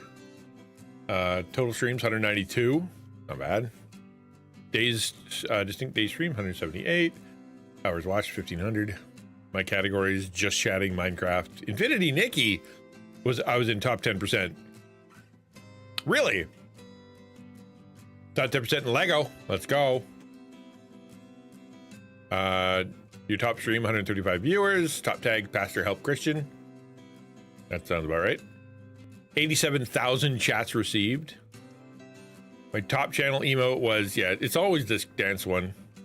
And I'm the one that uses the other one. That uses high and raid. I don't think anybody else uses these. And this one is, you know, probably, I don't know, probably used somewhere, but I'm the one that uses them all. Biggest fans: Zach, Ransom, Zach's #1. Hey, Jovi, Ukulele, Ferric, River, Samus, Ruth Ann, and Jim Bim. Let's go. We did 19 stream togethers. We did 19? I would have thought it had been like 11, but all right. Quiz, Samus, Donnie. I got 162 raids. So in my 192 streams, I was rated an average of like almost every one. That's a lot of raids. That's cool. Laura, Devora, and Catherine Naomi were my top raids. Thick. I said 176. Wait a minute. That can't be right. I raid every stream. This 192 must include like my one when I went live for like a minute to test something. I raid every stream without fail. Except Zach, right? Yeah. 83 clips, 26 unique clippers. My top viewed featured clip was what? I don't know what that is. Okay, well, there you go. Thank you, everybody who did that. That's really kind of you. Back to this. Not to this. To this. Not to that. Did it? Uh-oh. What do I do? Back to this. I call the video logo, you might call it an opener. Later, Zori. And during the ending, but I've seen other talking head videos use music successfully. Now, you only want to use music that you have rights to, or your video will be flagged on YouTube, and any ad revenue you generate will go to the creator of that music. But you can buy royalty-free music that you can embed, and there's a good selection. Sometimes you have to search, but you can find some good music to use in your videos. Tip number 7 is text effects, or putting images or words on the screen. I kind of downplayed that in the beginning, saying you really needed to focus just on the content, and that's what's going to make it the most interesting. And I stand by that. Sometimes text effects can overwhelm you, and if you add too much or you don't do it the right way, they can make your videos look very amateur. But if you keep the fonts simple and you use them sparingly, text effects can enhance a video, and it just puts variety. That video we watched yesterday, the one about how Mecha Hitler, they used great text. Like, the text was solid, so very, very helpful. Into the video. You don't necessarily need to put text on the screen for them to learn, because you're already saying the words, and you do have to be careful, because if you say something one way, but the text is written a different way on the screen, or if there's a spelling error, it can actually distract the viewer and have them not pay attention to what you're saying next, because there shouldn't be spelling errors and things like that, because you can edit those things very easily. Usually that means you're rushing through the edit. And I get I got to get to the next project and whatnot, but truly, there we go. Giving Tuesday, I'm going to be interviewed in 45 minutes. So we're going to finish this, and then I guess that's the end of the stream. But yes, so this here, you shouldn't have those errors because that means you're going too fast and you're not rewatching your stuff. Believe me, I'm guilty as anybody. I do it all the time, but you know, we got to watch our stuff before releasing it. Still focusing on the spelling error. But with practice, if you do it right, that can make the videos more interesting. Okay, tip number 8 is to use curiosity hooks. Now, I actually just recently filmed an episode where I went into depth and I demonstrated curiosity hooks. The title of that episode is How to Make Your YouTube Videos More Interesting. So very similar to this one, you'll probably enjoy that episode. I'll link to it right here. Tip number 9 is to film in an interesting location. There's so many channels that film every episode with the exact same background. Now those people, maybe they've got shelves behind them, they'll move little trinkets, and I guess that's a little entertaining because people will try and find the Easter egg, or they'll try and find what's changed. But for me, I like to mix things up, and all my clients, we typically film 5 episodes in one location, but then we'll change locations. We film 20 episodes in a day, so that's kind of... See, that's so interesting to me. I can't imagine filming multiple episodes. I think my brain would probably melt, considering I get so laser focused on one thing. But also, that is way more efficient. Like if I went to that game store that I'm filming at, and I had like say 3 or 4 videos in advance, right? And I did like the intro, change location, change, and so it looked a little different. Didn't have the same background, but I changed a little bit, and then I gave the intro that I would normally give in that location before changing locations, and then or coming back here or whatever. Then it would be, be better, or could film the whole thing. But really, like, I'm not there yet. I'm gonna try to get through one video, and then we can start talking about filming 20 in a row. Crazy. There's some huge advantages to doing it that way, but in a single day, we'll film in 4 different locations to provide variety. And my filming team is really good at being creative. They'll add a splash of color, or they'll light me in a different way, or they'll put me in a cool location that we've never done before. Now, tip number 10 is something that I've really had to work on, and I've improved a lot, very gradually over the years, and that's to really show excitement for the topic that you're talking about. I think of Stan the Annuity Man. I mean, annuities, they're kind of a boring topic. You can go to his channel, Stan the Annuity Man. He talks about annuities in such a cool, fun way. For many of his filming days, I was the cameraman. I was the one behind the camera, and I thought, okay, another full day of talking about annuities. Because he showed excitement and energy for these topics, it made every single episode of his entertaining. So now that I've shared these 10 tips, I have a free gift for you that's gonna blow those 10 tips out of the water. I wanna give you my book. Okay, so I put 2 years into this book. What this book showcases and teaches is how to leverage YouTube for lead generation. Now, I produce over 50 different YouTube channels that all pull in leads for businesses. Many of these channels generate 7 and even 8 figures annually just from YouTube. I printed this in color so I could show you stuff behind the scenes, take you behind the scenes on many different channels, and I want you to understand what's in my head and how we're able to be successful on so many different channels. So this book is my gift to you as long as you cover the shipping cost. Just go to natesyoutubebook.com, and that's my gift to you. All right. I may have to get that. But reading, man. Who does that anymore? You know what I'm saying? Reading. Reading's for nerds.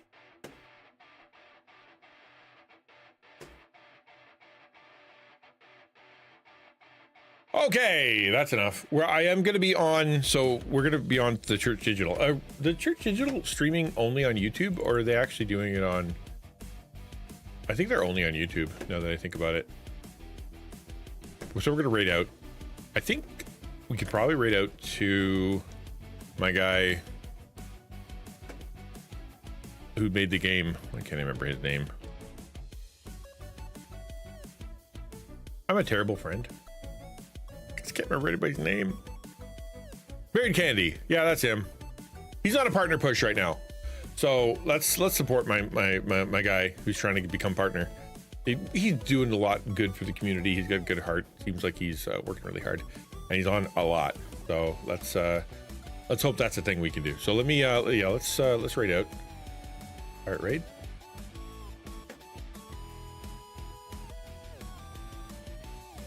I hope you guys have a great day. Yes, copy paste that pile of icons, and if you want to bring a little hype over there.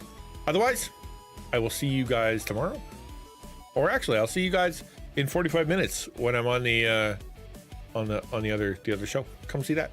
Okay, bye.